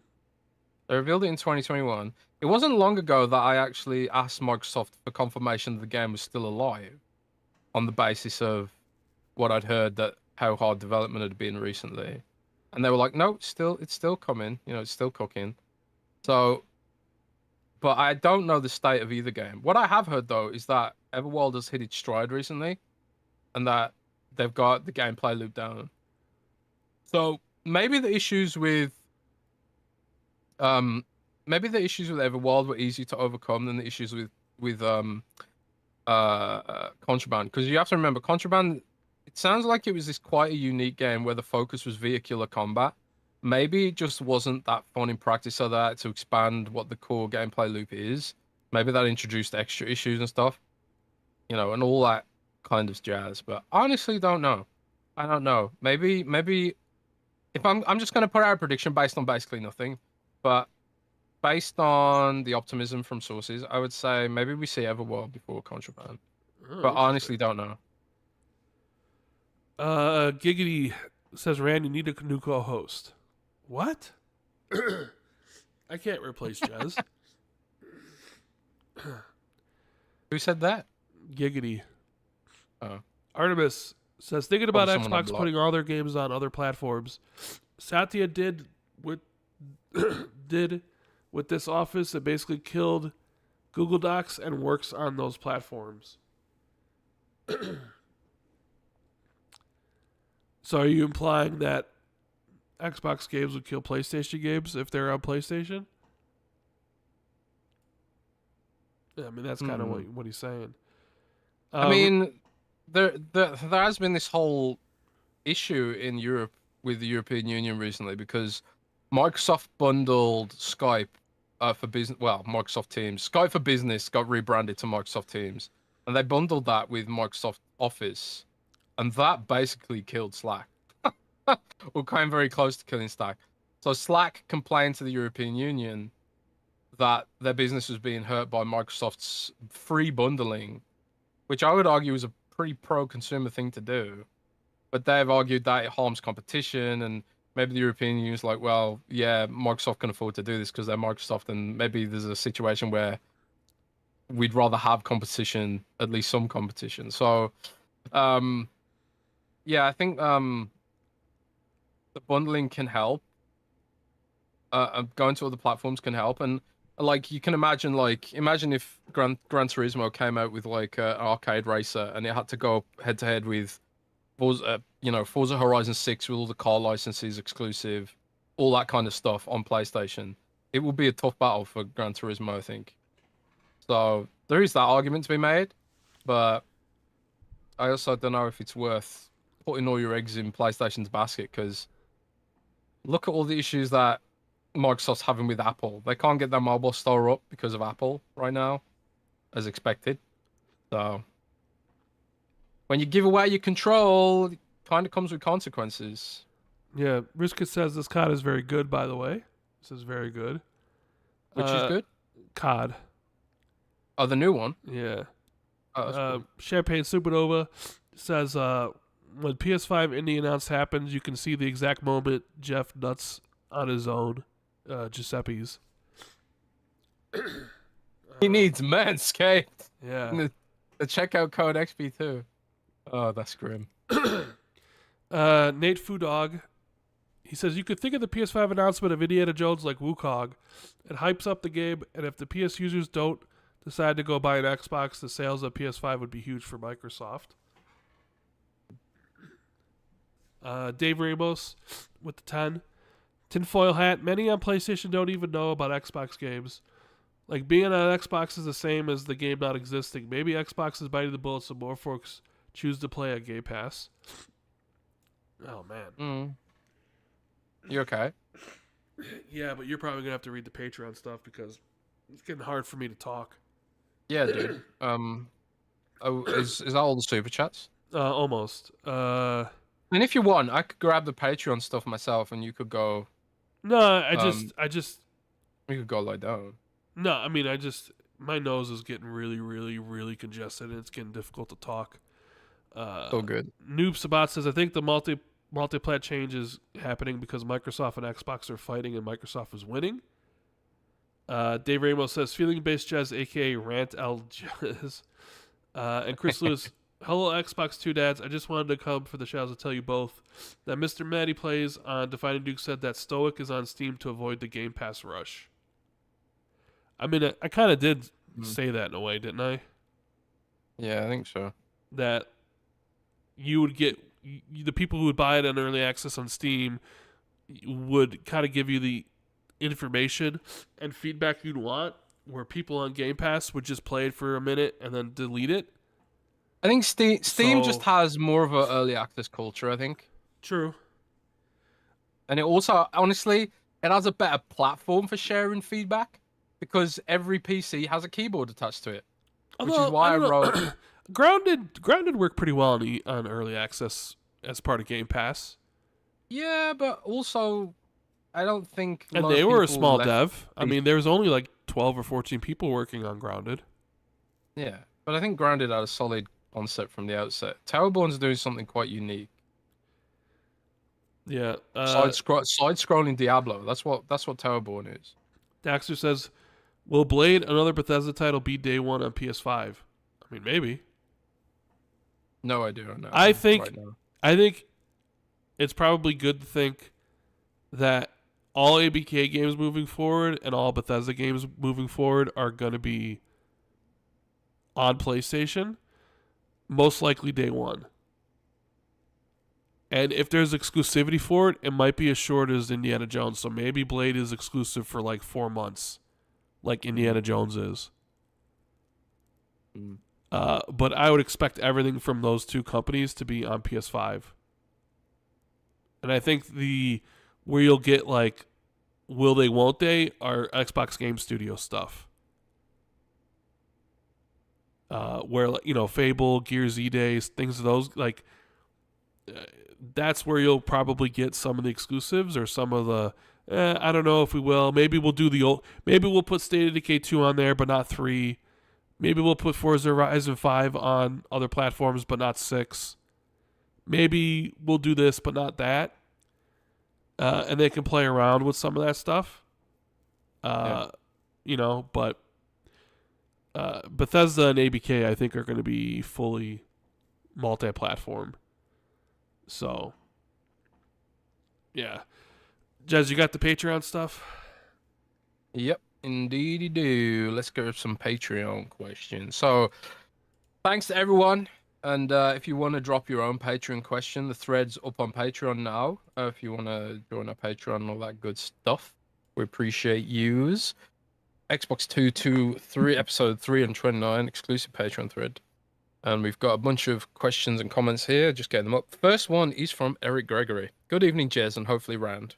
Hope Rand's dad is more healthy than before, as well as Rand. How's your dad, Rand? I mean, he's still sick. He's still sick. Is he improved? I would say not really. Yeah. Oh, that sucks, man. I hope he gets better soon. I mean, if it gets worse, you should probably take him. I mean, if he gets worse, he'll call me and I'll go take him to the hospital or whatever. Fair. Right. So this is Eric Gregory's question. He says, "What are your thoughts on Xbox Game PlayStation?" I'm getting tired. What are your thoughts on Xbox Game PlayStation exclusives through Steam from the next generation versus this generation? Xbox sharing their totals. How does that impact this generation moving forward compared to next generation? So this is the assumption that the next Xbox will have Steam and Epic Games Store on it in some capacity, and PlayStation actually has some kind of deal with Epic Games Store for PlayStation games, or adjacently via Tencent or something of that nature. So, this is there's a couple of scenarios I can imagine here personally. First one is like, Epic Games Store and Epic Games Store and Steam block PlayStation games on Xbox for Sony. That's the camp I fall in. Right. I think that's definitely possible. But there's a firm possibility that maybe they won't be able to because it deals with Epic, and that definitely goes against Epic's ethos. Um, and also, furthermore, it might also just be a symptom of the way that Xbox sets up the next Xbox, that it's basically Windows. So it's like, how do you even detect that people are on that platform? I mean, there'll probably be ways to even jailbreak it, and trick Steam into thinking you're not on an Xbox hardware device. There's also there's this sort of vague hint that Microsoft might even let other developers use the Xbox SoC to make their own hardware. So like maybe the next generation of Lenovo Legion Go's and Asus ROG Allies, maybe they don't use um maybe they don't use full Windows. Maybe they use the Xbox operating system, which is based on Windows, but is more optimized for handhelds and TV use, And this is just pure speculation right now. So, but I do think like the way it impacts the last gen ultimately is um the last gen will be sort of grandfathered in. So I think like next gen, what you're going to see is you'll have forwards compatibility. I think games that are developed for next gen Xbox consoles won't have much backwards compatibility after the initial wave of it. So like you'll probably see a stronger cutoff than this generation in terms of being cut off, and you'll start seeing more PC versions hitting Xbox instead of Xbox One versions hitting. But I also think there'll be big benefits for the next generation. For example, I personally believe they will have to drop the paywall for Xbox Live Gold because I don't think you can't really run a PC-ish platform and have a paywall for multiplayer. It just doesn't work. So I think when you factor that in, you kind of have to think about the benefits there too, and also the benefits of bringing your Steam games if you've got any to the platforms. Blah blah blah. Yada yada yada. So I don't know if that necessarily impacts PlayStation though. Sony might just be like, we're going to stick what we're doing. Xbox has differentiated itself now, but we can continue to differentiate ourselves by being the pure console platform, offering people the sort of pure console experience they really want. Whereas Xbox can differentiate themselves by, being a little bit more open, a little bit more PC-esque, you know? But also having Game Passes like their premier subscription-ish service, but also offering maybe a plurality of different hardware options via Asus and ROG Ally for the handheld versions of the Xbox. So, yeah, we'll see. There's a lot of questions, a lot of speculation there about how PlayStation will react to what Xbox is doing. But I wouldn't honestly be surprised if Xbox has maybe even briefed PlayStation on it. Because even though they are rivals, they are partners as well in some respects, especially when it comes to the third-party games that they're publishing now on that platform. And also, there might be negotiations that take place for keeping PlayStation games on that new operating system. But we'll see what happens. I mean, at the end of the day, it probably would have been in PlayStation's interests to block PlayStation games on the Steam Deck and Proton, because Steam's basically building their very own console platform on the back of PlayStation's exclusives. Can you imagine if Steam came out with a more traditional Steam console that you put under your TV? How's that going to look? Is Sony going to block the games there? And then it's like, well, why have you blocked the games there but not on the Steam Deck? It's kind of slipped under the radar, I think. So I think even though the Steam Deck is open, it's still a console at the end of the day. Nobody really boots into the desktop unless they're trying to install a Genshin Impact launcher like I was the other day. Hey, but Genshin Impact's coming to Xbox, though. Oh yeah, we didn't talk about that. Genshin Impact's coming to Xbox. If anyone missed this, I put out an article I think it was like 3 weeks ago, where I said Xbox's biggest mistake was not securing Genshin Impact. And then a few weeks later, Microsoft read my article and speed developed that game. What's funny is the Genshin Impact was announced a long time ago for the Switch, and still has not come to the Switch yet. That is odd, isn't it? And it's coming to Xbox first. I wonder if that means that they're get like Hayo Star Rail and Zenless Zone Zero at some point down the road. I think so. I think they'll stagger the releases of Zenless Zone Zero and Honkai Star Rail because I do think those games cannibalize each other a little bit. And I think they're aware of that. So like they'll probably stagger it. So like when there's a Genshin update, and then people get bored of that, they can go play the Honkai update, and then they get bored of that, go play the Zenless update, and go and sort of stagger them out like that. But I think you can pretty much bet that the whole slate's going to come, especially when like depending on how Xbox fans react to it. I think the game will be pretty popular, especially on the Xbox Series S and the Xbox handheld when it comes out. But anyways, yeah, it's good. It's good that Genshin's coming to Xbox. But yeah, I'm on Eric Gregory's point. No idea how it's all going to impact things, but we'll see. Andy K says Zenless Zero is PlayStation exclusive confirmed for 2 years. Well, yeah, I mean, I do think it'll eventually come to Xbox. So, right. Next up, we've got Silas with a question. Oh, Rand, keep an eye out for super chats, by the way, if you notice any, because I can't really see them very well. Oh, okay. Welcome back, Randall Man with the million coughs. That's true. Yeah. Do you think the upcoming slate of Xbox and PS5 games, such as Indiana Jones and Doom: The Dark Ages, will have PS5 Pro enhancements? And if so, can you legitimately say the PS5 Pro will be the best place to play new Xbox games between the graphical upgrades and the more immersive controller? I can't wait to see how the whip is integrated into the DualSense. That's a good fucking point, man. Like, imagine the Indiana Jones whip with the yeah. Well, I haptic mean, feedback. Hi-Fi Rush had a haptic feed controller stuff. Yeah. Wouldn't that be another slap in the face to loyal Xbox gamers, not even having the best console versions of its own games? I mean, yeah, literally, yeah. Yeah, I mean, they will have Doom and Indiana Jones will have PS5 Pro counterparts because I think Sony requires it for any game submitted after a certain date. So I would imagine Indiana Jones and Doom would have those, and yeah, like Rand, you've said before, Xbox has the value exclusivity with Game Pass, but you've said before, value ain't sexy. Ain't nobody running out because of value. Although I guess maybe that's not the case now because I see all the fast food restaurants all backpedaling, trying to get back on their prices. Yeah, like offering all these deals now because all the fast food restaurants became as expensive as regular restaurants. Dude, I went to fucking Subway recently. I just wanted a tuna wrap or something. And I was like, it was like £8. This tiny wrap with a sliver of tuna in it. I literally thought I'm never ever going to Subway ever again. It was just so overpriced. And I have heard that, I think Bloomberg actually put out an article saying that Subway were having crisis meetings about how expensive they've gotten.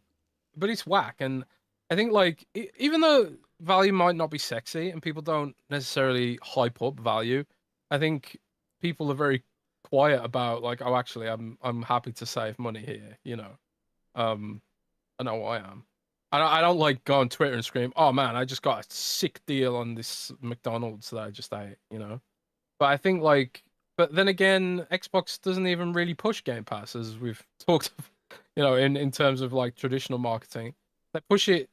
I see a lot of Game Pass marketing in non-traditional ways.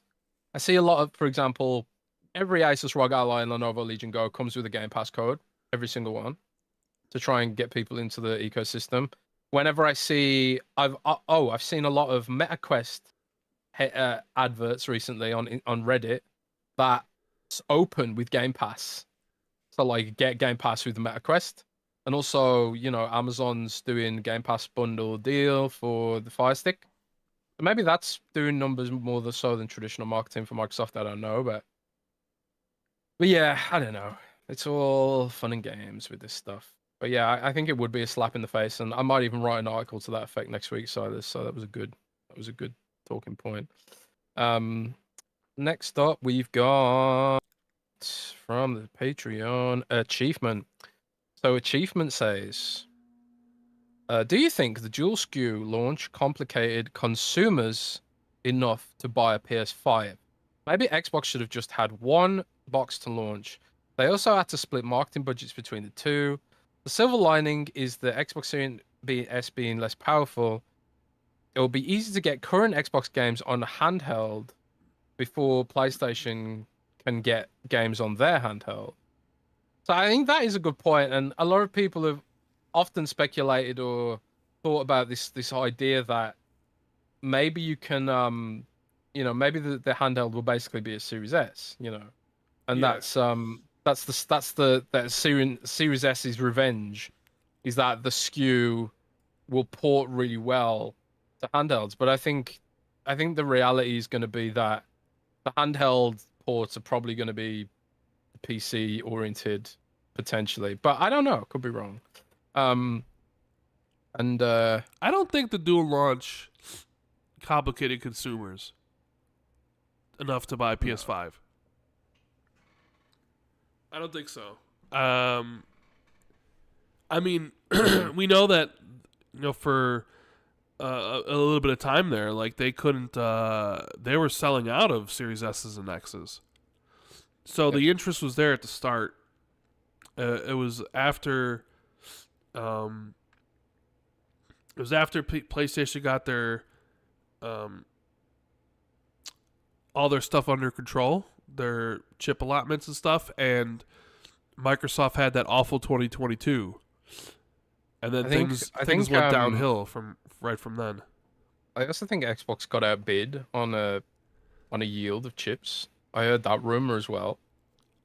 So I think Xbox dropped the ball in a number of ways when it came to stock for those consoles, and also some of the stock was being allocated to cloud. I Yeah, think they've solved that issue now, but they did they did sort of compound their issues when it comes to people choosing the other platform because of availability. But then again, we've got this article recently, which is like PlayStation's price hike led to a boost of Xbox sales in Japan. yeah, but I mean, Um, but like a boost of Xbox sales in Japan can be like, I don't know, from 3 consoles to 6 consoles. exactly. Yeah, I don't think it necessarily frustrated things either, but also it probably I think the whole Xbox platform in general is a little more complicated, I think, to consumers than PlayStation. Just because I think PlayStation's been the default for so many decades now. Not just years, but decades. And also they always just do PS5, PS6, PS7. You know pretty much exactly what you're getting here. And I had a tweet up the other day, like, what would you call the next Xbox? Because Xbox and Microsoft in general is notoriously bad at naming product. Like the current fucking Surface, for example. Oh my God. The current Surface's official name is something like Surface Pro 2024 edition Copilot PC or some bullshit. I can't remember. When it should just be called like the Surface Pro, I think 11 or something we're on now. So yeah, that they have naming issues at Microsoft. And they just renamed Windows Desktop, which is and Remote Desktop. Sorry, they just renamed Remote Desktop to Windows App. It's been called Remote Desktop for decades, and they've renamed it to Windows App. What the fuck are they smoking? They also had the most iconic brand in the world with Microsoft Office and renamed it to Microsoft 365. What the fuck are they smoking when it comes to naming things? That's like the dumbest rebrand in the history of the universe, you know? But I digress. Microsoft's just cooked, man. That's the point, the takeaway there. Thanks, Chief. But anyways, let's talk to now Sierra One Kevin, who's also very graciously provided us with another Patreon question. As always, I appreciate you both. Rand, I hope you're feeling better. Couple of thoughts after I ran into a problem with Call of Duty this week. Somehow and unknowingly, I deleted the Modern Warfare 3 multiplayer, which I have been playing lots of lately. I went to the game card and section for downloading.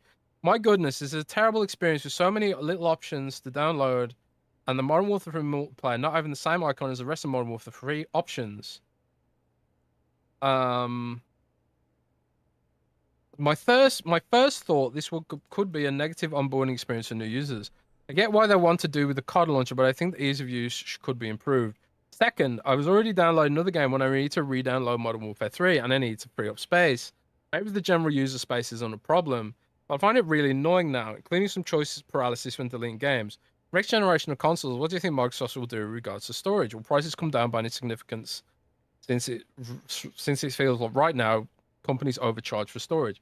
Well, I don't think storage prices are projected to come down in any meaningful way, and that is for the reasons you said, like it's supply and demand. Like the amount of the amount of cloud demand right now for all this kind of for storage space, or just silicon in general, but also storage and chips and even RAM. Like the demand is crazy, and that's driving up prices, which is why like it's part of the reason why Xbox and PlayStation have both raised prices this gen instead of decreased them. Cloud has really changed the way the industry operates, and the issue with chips is manufacturing chips is hyper complicated process. It requires like microscopic manufacturing efforts that only a handful of companies can do in a profitable way. Like one of the reasons why Intel's had like some unprecedented layoffs this year is because of their chip fabrication business has just never turned a profit, and it's just costing them shitloads of money. And that's due to things like lost yields. You know, you have to make these things in a clean room, perfect conditions, temperature controlled, all that shit, or you lose entire yields of stuff of silicon, and it goes like sideways, right? I mean, that's like the absolute most basic understanding of the situation. It's complicated shit. But because of all this demand, like the prices have just kept going up, and I think next gen you'll continue to see 1 terabyte being the standard. I personally I don't see any indication that won't be the case.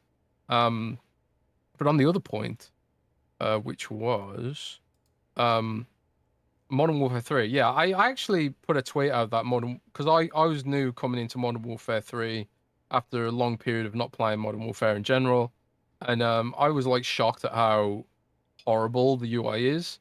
Just like trying to find like I just want to play team deathmatch. Where the fuck is team deathmatch? It's just like trying to find that. It's buried in a million dark pattern menus, which makes you struggle to find where you actually want to go. Because really, they want to sort of ramroad you into the store to buy shit.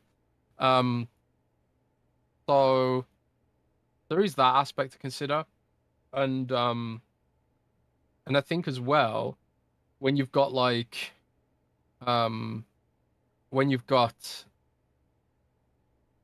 new users coming in as a result of Game Pass, I think Microsoft really probably should rethink some of this stuff because Call of Duty has become such a monster. I do think that Xbox's weird system of unticking things to uninstall, I've never seen another platform do that. You know, where you have to untick a box to make something uninstall. I've never seen anyone but Xbox do that. So I think there is probably room for a rethink there, but will they actually do it? I don't know because, you know, as we talked about, I don't think this gen is their priority anymore. I think they're focusing on next gen, but also, you know, everything else and integrating ABK right now.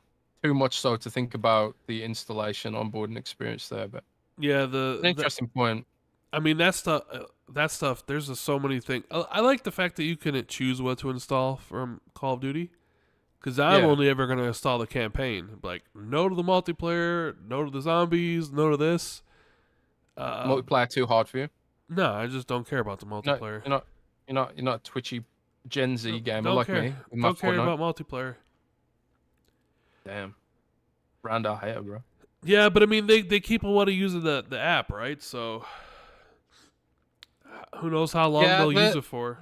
the new app, they have shown off that there is a new app or a new experience coming for the next Call of Duty, which does look a lot better. The new UI looks a lot cleaner and a lot more accessible, but that doesn't exactly help the Dude, issue with. are you telling me you're not excited to take someone hostage in the game and then being able to talk to him? I think that's fucking weird, man.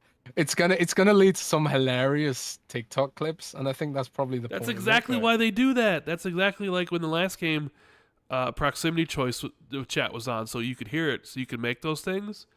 That's exactly why they're doing it in this one. So you could have some funny clip and then put it on TikTok or whatever and have it go viral. That's 100% why they do that. I do think that's quite interesting. I mean, I'm probably going to turn it off because I think that's a bit weird. But I'm sure there'll be some really hilarious clips that come out as a result of that.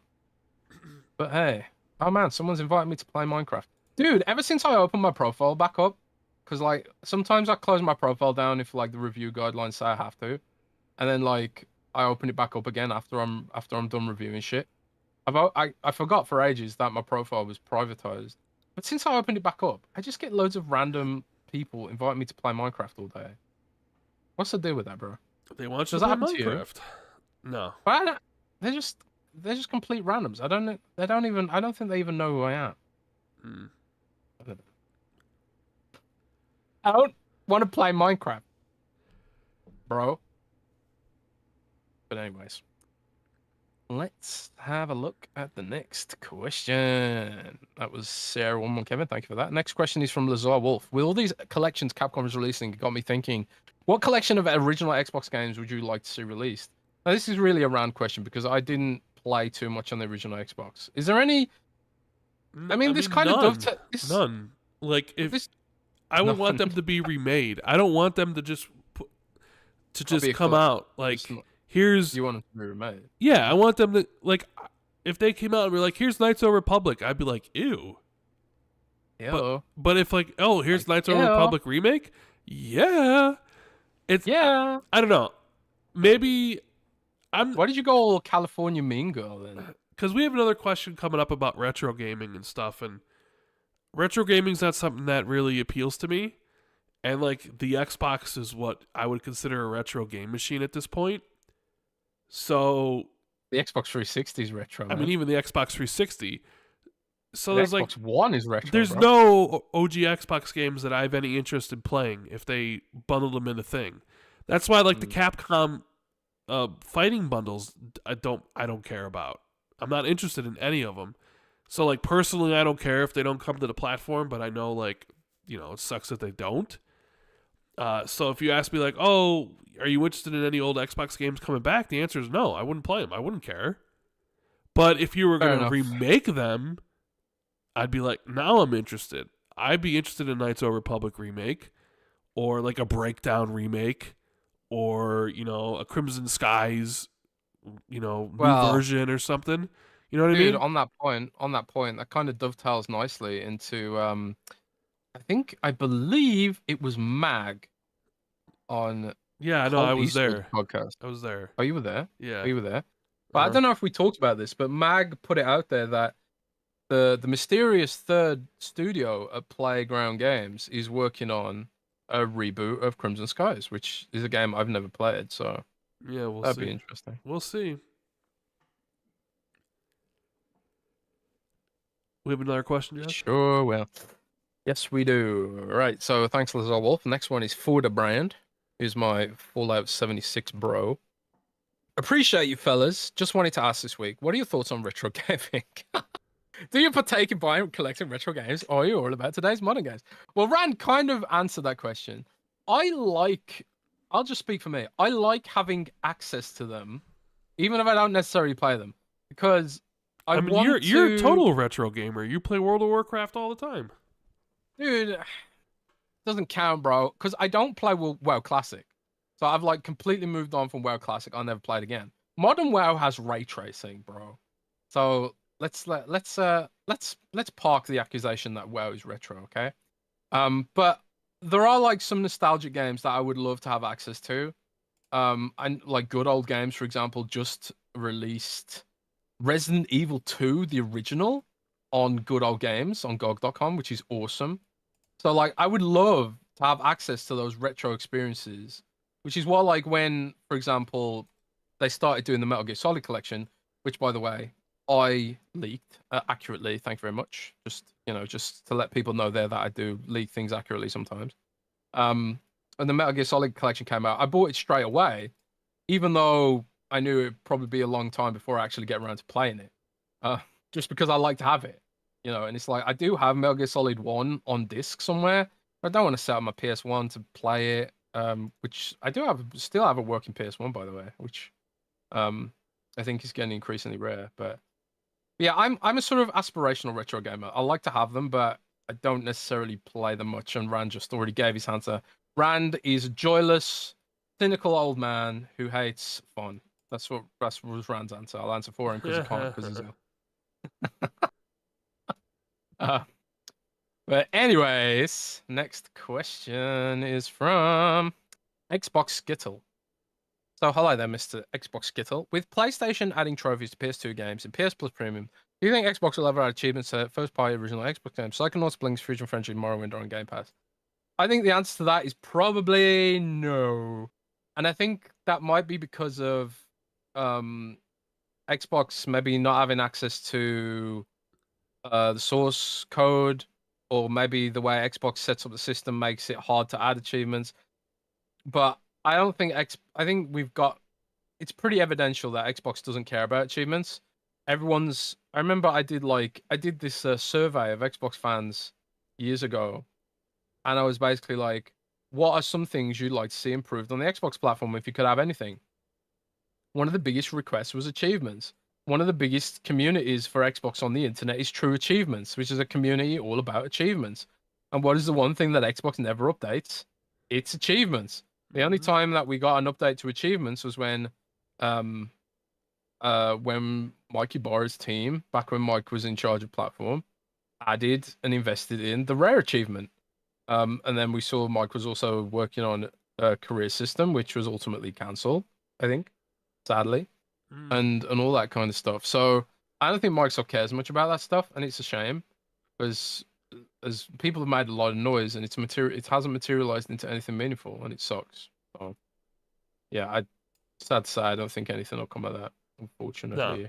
I mean, it'd be cool if they added achievements to first-party original games, but they haven't, and they never will. So yeah, I don't think so either.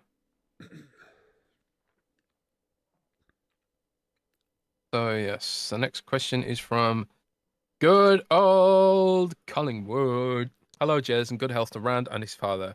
About the reveal of Indiana Jones: A Great Circle and the leaking beforehand.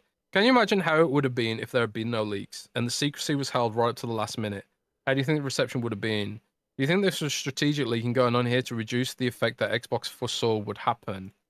Well, like I said earlier, that my sourcing on this was secondhand.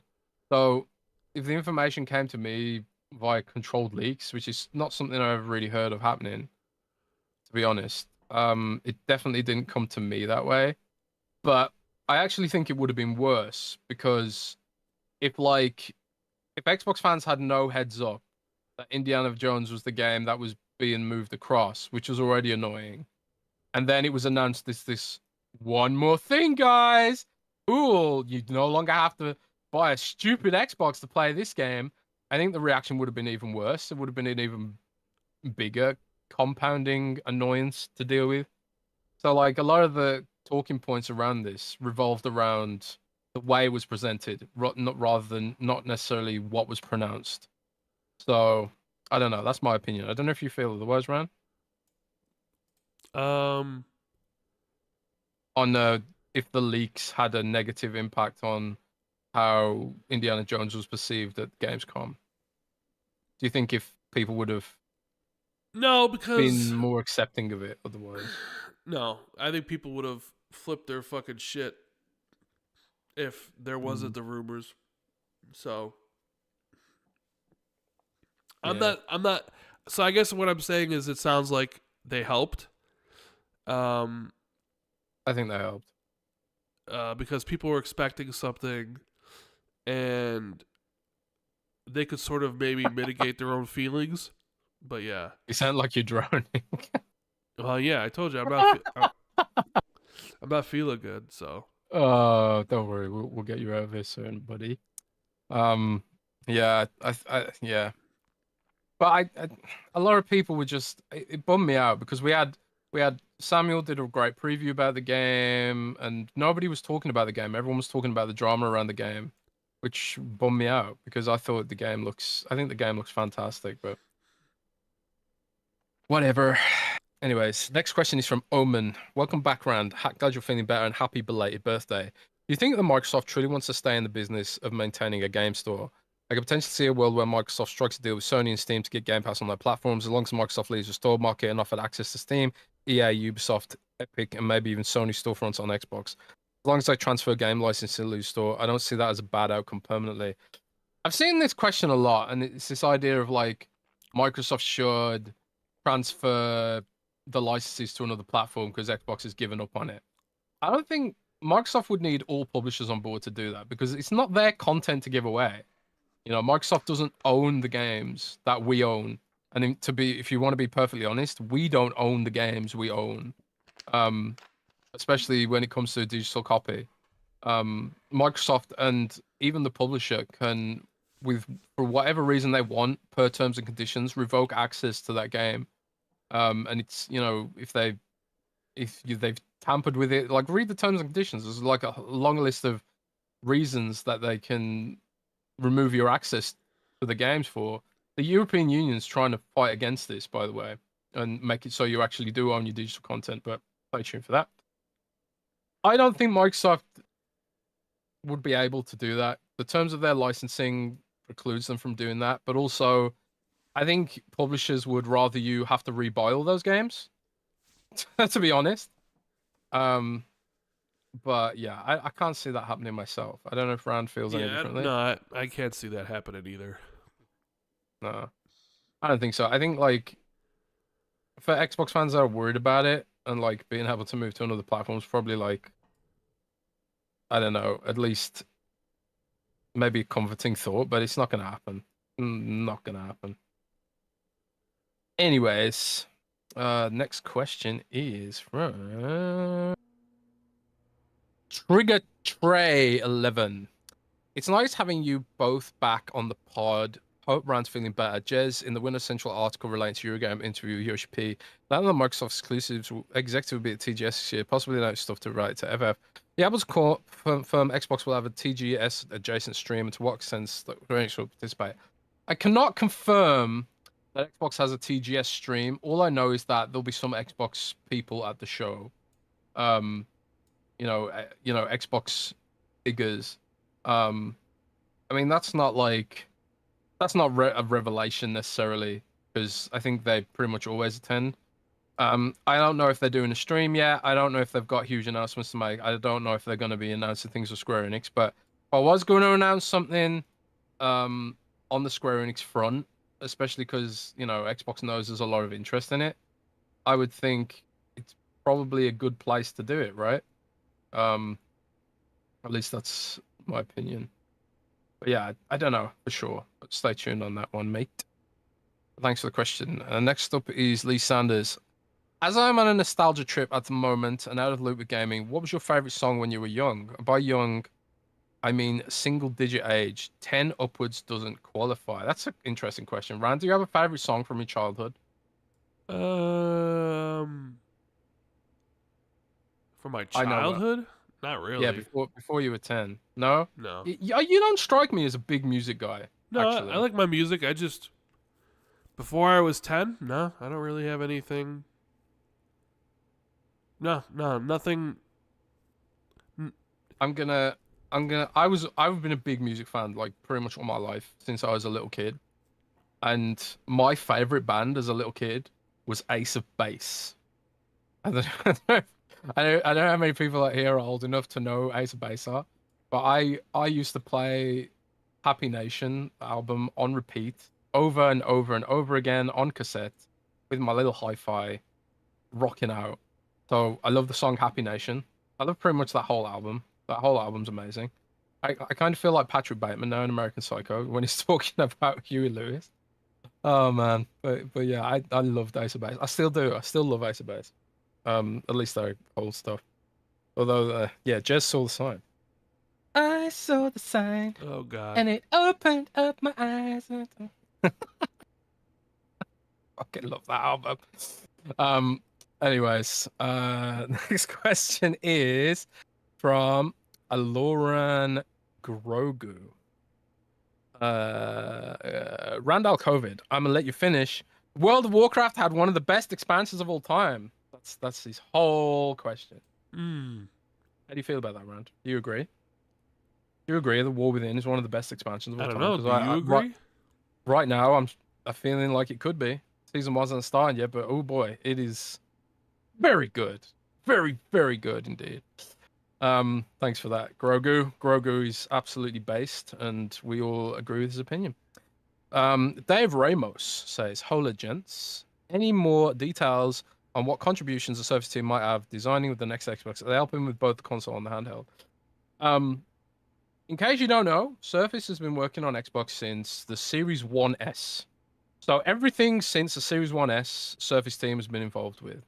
Um, Series uh, 1S. What the hell? Series 1S. What the hell is the Series 1S? Xbox One S, sorry. Uh huh.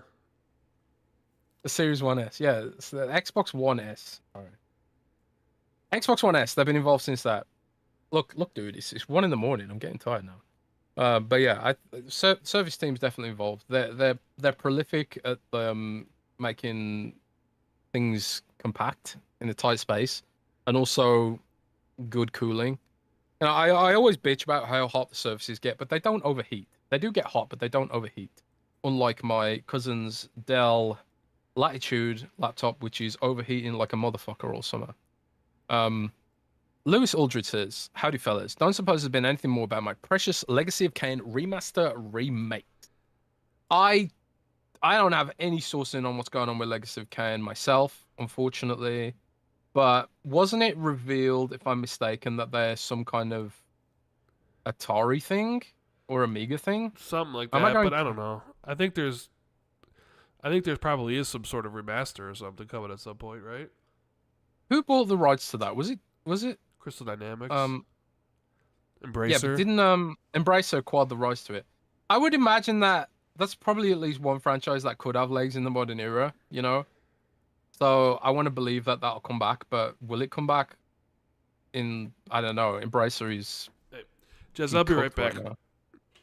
All right, I dude. gotta go to the No bathroom. worries. My nose is like I'm about Yeah, to. yeah, yeah. It's cool. I'll keep doing questions unless there's something specifically for you. Um, just James Knight 3 says, "Hi lads, glad to be back on the Q&A Xbox 2 podcast. Welcome back, James. Good to have you back, dude. I've been playing Final Fantasy 14 since it came out on Xbox. It's been the only game I played, unless maintenance is recurring. It's been almost 6 months and I'm still enjoying it. How long consecutively played the game without interruption? Jez is WoW, Rand is PUBG maybe. And Jez, have you completed Persona 5 yet?" I have not completed Persona 5. I have not played it at all. I don't know, man. It's just when I think about playing it, I just feel uninspired, I guess. I just think I need to accept that I'm not a huge fan of the game, unfortunately. I got to the Desert Palace and it did start improving. The game, like, and also someone told me crank the difficulty up to make it more fun. I didn't realize you could do that, or I forgot you could do that. So I did crank the difficulty up and it made it vaguely more interesting, but I think I'm just not a huge fan of it. And forcing myself to play it is, I found it difficult. But on your other point, the longest game I played consecutively is without a doubt for World of Warcraft. But I also played Final Fantasy 11, which was the previous Square Enix MMO. I played that for a very long time too, at least a couple of years before I got PTSD from Crawler's Nest and then quit the game forever. Um, um, I'm not sure what Rand's would be. Rand's probably would be PUBG. I think Rand's got like a bajillion hours in PUBG. But but yeah, I don't know. Does anyone else in the chat have an answer to this question while we write for Rand? Another game that I played the second longest game I played consecutively is undoubtedly Monster Hunter World. I've got a bajillion hours in that game as well. So, um, yeah, I absolutely love Monster Hunter World, and God, I can't tell you how excited I am for Monster Hunter Wilds. I think there's like so much that looks great about Monster Hunter Wilds. So much good stuff. Um, Uramala says Jez is losing his weeb card for that one. Yeah, maybe. I don't know, man. I just don't find it that interesting. A lot of people tell me play Persona 4 instead. I've seen people say that. So maybe I should try Persona 4 or even Persona 3. I did start Persona 3 back on PS2 back in the day. Never finished it for some reason. So maybe I should go back and try one of them ones, but I haven't really gelled well with Persona 5. and I just feel like I'm forcing myself to play it against my will. Oh man. Jimmy the Gamer says play Persona 3 Reload as well as a darker story. Yeah, I've just heard that. I just heard that. Once with the super chat says, did Jez just leak the next Xbox console name? It sounds so bad that it could be true. Yeah, maybe. The series, what did I call it? The Series 1S? Yeah, maybe. Peak Nagi says Persona 5 is 10 out of 10, masterpiece of a JRPG. Yeah, I think I've just played it wrong. I played most of the game on normal difficulty. Maybe I should have cranked it up from the outset because I felt like none of the systems mattered. I just spammed like the sort of the attacks that make the enemies weak, and like all the bosses have been super easy to the point of being unengaging, and I haven't really enjoyed it. But yeah, I don't know. I'm gonna maybe I should just start over and play it on a higher difficulty from the beginning, so like I can get really into making a good team and getting the right personas and stuff like that. I've also probably messed up some of the dialogue stuff because don't you have to max out the therapist, right, to get the DLC. I don't know. Anyways, Dark Fox says I should be near 1,000 hours in City Skylines. Damn. Yeah, City Skylines is so addictive. I've got about 300 hours in City Skylines. Eric Gerlach says, Jez, what's your hero talent tree? I am a Diabolist, Demonology Warlock. I'm summoning my Pit Lord. I'm summoning my Fell Lord. I'm really loving that. But I will say the quality of the hero talents across the board is probably the one thing I'm worried about with the game so far, because I really don't want to play the other spec. I don't think it looks interesting. And if I'm forced to play the other spec to min max, I'm gonna be annoyed like I was annoyed about Covenants back in the day. I played a Maldraxxi, even though like the other Covenant was better for DPS, and it really, really bugged me that I had to choose between my aesthetic choice and what was good DPS. And I'm scared that hero talents will end up in the same situation. But yeah. Fucking Beard says, sounds like Shin Megami Tensei 5 might be more your thing. You know what? I've actually heard that too. My brother said that to me. You should play SMT instead. My brother's a big SMT fan, so maybe I should. Maybe I should. So on to the next question, and I'm gonna get up some super chats while Rand's away. Caesar Cavazos. Sorry if I've said that wrong. Rand, hope you have a speedy recovery. What did you think about the new Silent Hill 2 showing? I think it looks way better than the first showing. Rand isn't here, but I agree. I'm back. Oh, Rand's back. Did you hear that, Rand? What did you see the Silent Hill 2? The Silent Hill 2 new trailer? I thought it looked a lot better than the previous the new one. trailer looked a lot better. Yeah, I'm actually quite optimistic for that game now. Before I was just like, Bloober Team won't have a clue about this. But now I kind of think like, actually, maybe this could be a nice nostalgia trip. Could be. I actually played through Silent Hill 2 recently. Well, I say I'm not a retro gamer, but I actually did play through Silent Hill 2 back in January. Played through the whole game, and over the summer I actually played Silent Hill 1 on the Duck Station. But I own a copy of the game, so it's okay. So yeah, maybe I lied. Maybe I'm more of a retro gamer than I thought. I love Silent Hill, man. It's so good and just so abused by Konami. It's a combination of not having faith in, I suppose, Konami, but also Bloober Team. But we'll see if Bloober Team cook. I mean, I really like Layers of Fear, and I quite enjoyed the Cyberpunk one. I can never remember the name of with Rutger Hauer. But yeah, I don't know. Yeah, Observer. I hated the medium though. The medium was absolute trash. I'm sorry, the game was just not good. Not good at all. And we've also got Daily Likes Dudes, $2. Are you guys buying Astrobot 2? Might get 99 meta. I'm not buying Astrobot 2, but I did see some drama about it because some people were like mad that Microsoft had put Crash in the game or allowed them to put Crash Bandicoot in the game. Which is another slap in the face to Xbox fans.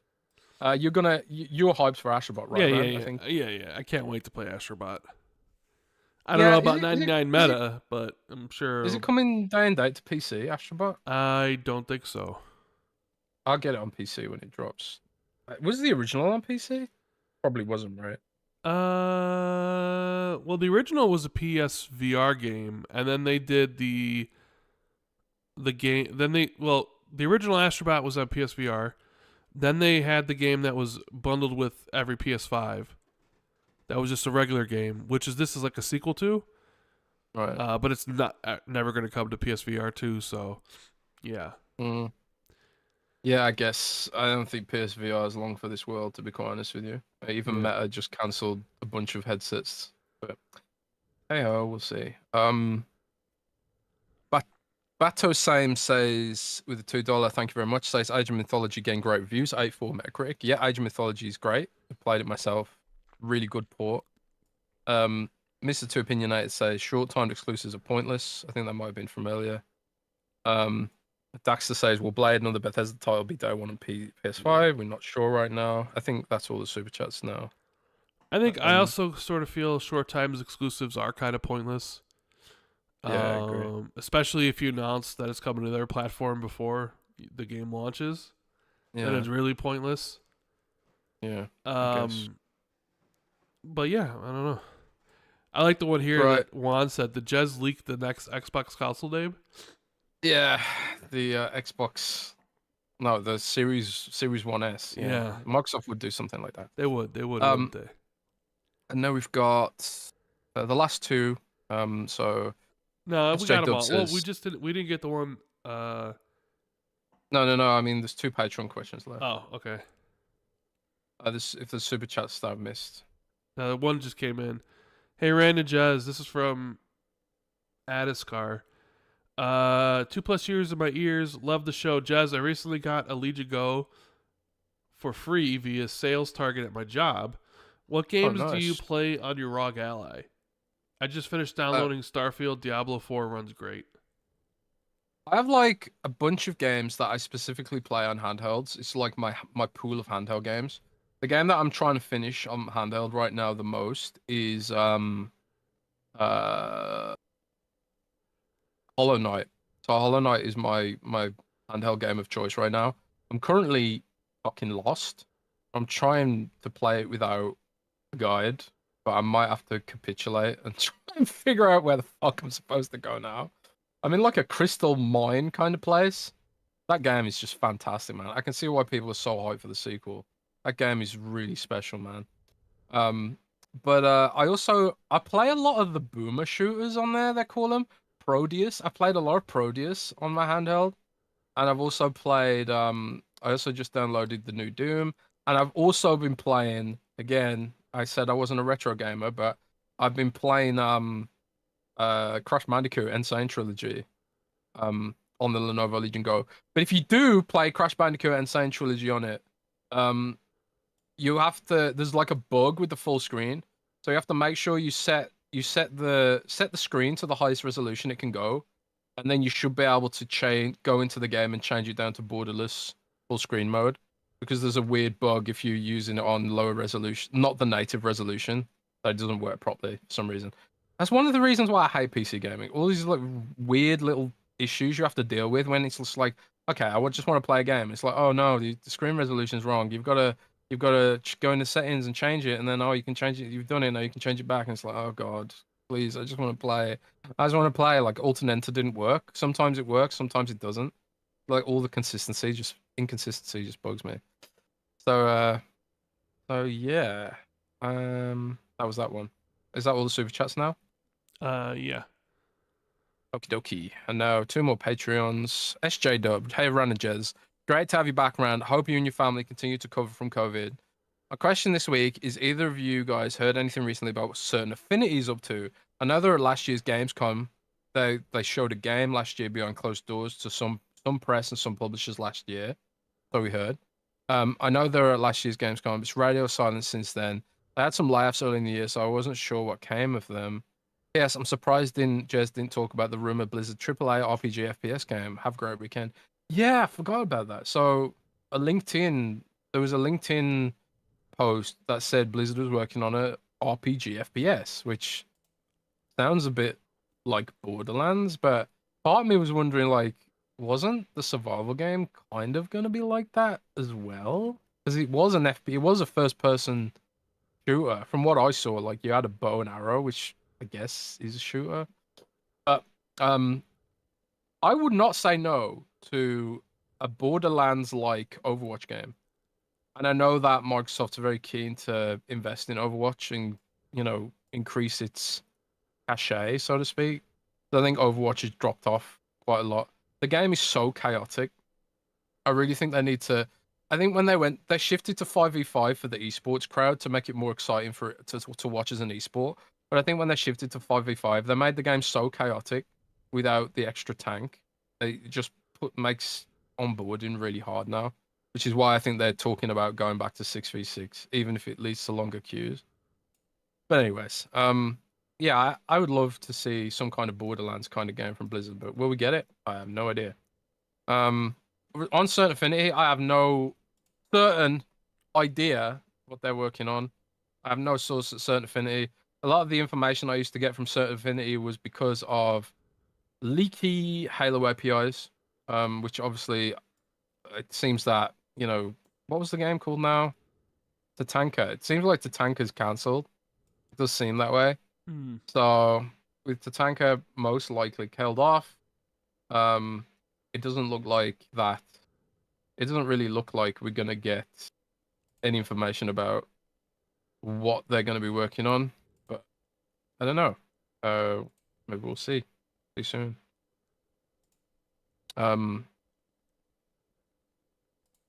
And I would imagine they're doing something related. I think they're confirmed to be working on Halo in some capacity. Maybe it's just maintaining the live service or something, but clearly the next Halo project is in development now. We'll see where it goes. And finally, Governor Grimm. Thank you for Governor Grimm. Rand, glad you're well. No real questions, but I will say Everborn said it best. Everborn said it best in the "Your services are no longer required" video. You know what he's referring to there? I think it was just like a clip of him talking on Boom's podcast about like, oh, Xbox fans are no longer required. Essentially. Yeah, I kind of feel that way as well. But yeah, what can you do? Business is business, and we ain't important anymore. It's kind of what it feels like. I might put out an article to that effect. I mean, I've already done it once. I put out, Xbox is eroding the community, but there's also like there's a silent majority of players that just then might not be in the Twitter community and they might not be upset about any of this, and they might just be happy playing Fortnite and their shit and playing Roblox and stuff like that. They are technically part of the community, and I will say this: when people feel negatively about something, they're more likely to leave a comment, which is why like you get a lot of clickbait, which is based on negativity, because negativity sells, And if people like something, it's less likely they'll comment, They'll drop a like on it and move on. And you see this on every social media platform. Comments are usually skewed towards negativity. So I think there's still a passionate Xbox community out there who just enjoying their games and stuff, and they're part of the community too. But I think Xbox could do more for the people who very passionately stuck with this platform through every issue they've had, and and have all our concerns ignored. Even if they are doing multi-platforms, I've argued for stuff like, why not at least do something with achievements? Why not at least do this? Why not at least do that? And it's just like, none of it's really. We just don't really get anything out of it. So, yeah, I don't know. But on that sad note, Rand. Yes. What are your plans for the gaming week? And then we'll get out of here, bro. What games are you gonna be playing? Now you finished Cyberpunk, do you know? Yeah, I started Star Wars Outlaws, so I'll be playing that, and then probably like Warhammer, and then Astrobot or whatever. So a lot of games to be played in the future. I just hope I feel better by Friday next week. Yeah, dude. Well, do you want me to do the outro? I'll do the outro. Yeah, thank you guys so much for tuning in to episode 329 of. We just got another super chat in. A big one. Let me look. I I saw that one. We read that off. Thank you once again. Oh. To everybody who super chatted and watched the show, hit the like button, subscribed. Everybody who's here, we appreciate you. Sorry if I sound awful. I mean, I'm doing my best. It's yeah. I think I was doing well for the first couple hours, but the back couple hours, my congestion started to really bother me. So hopefully I'll be good to go Friday next week. So until then, hope everybody has a great weekend. Stay safe and healthy. And me and Jez will be back next week for another episode. Love you guys. Yep. And keep it gaming. Don't forget to check out manscaped.com. Code XB2. Manscaped. They've got so much good stuff. Yep. I highly recommend the crop preserver formula, which you should go on the website and read about what it is, rather than me say it here. But yeah, it's good stuff. But anyways, yeah, thanks guys. And, join the we'll Patreon, patreon.com/XB2. And yeah, there's a free tier as well. Free tier on Patreon too. We will see you next week. Later. Take care, everybody.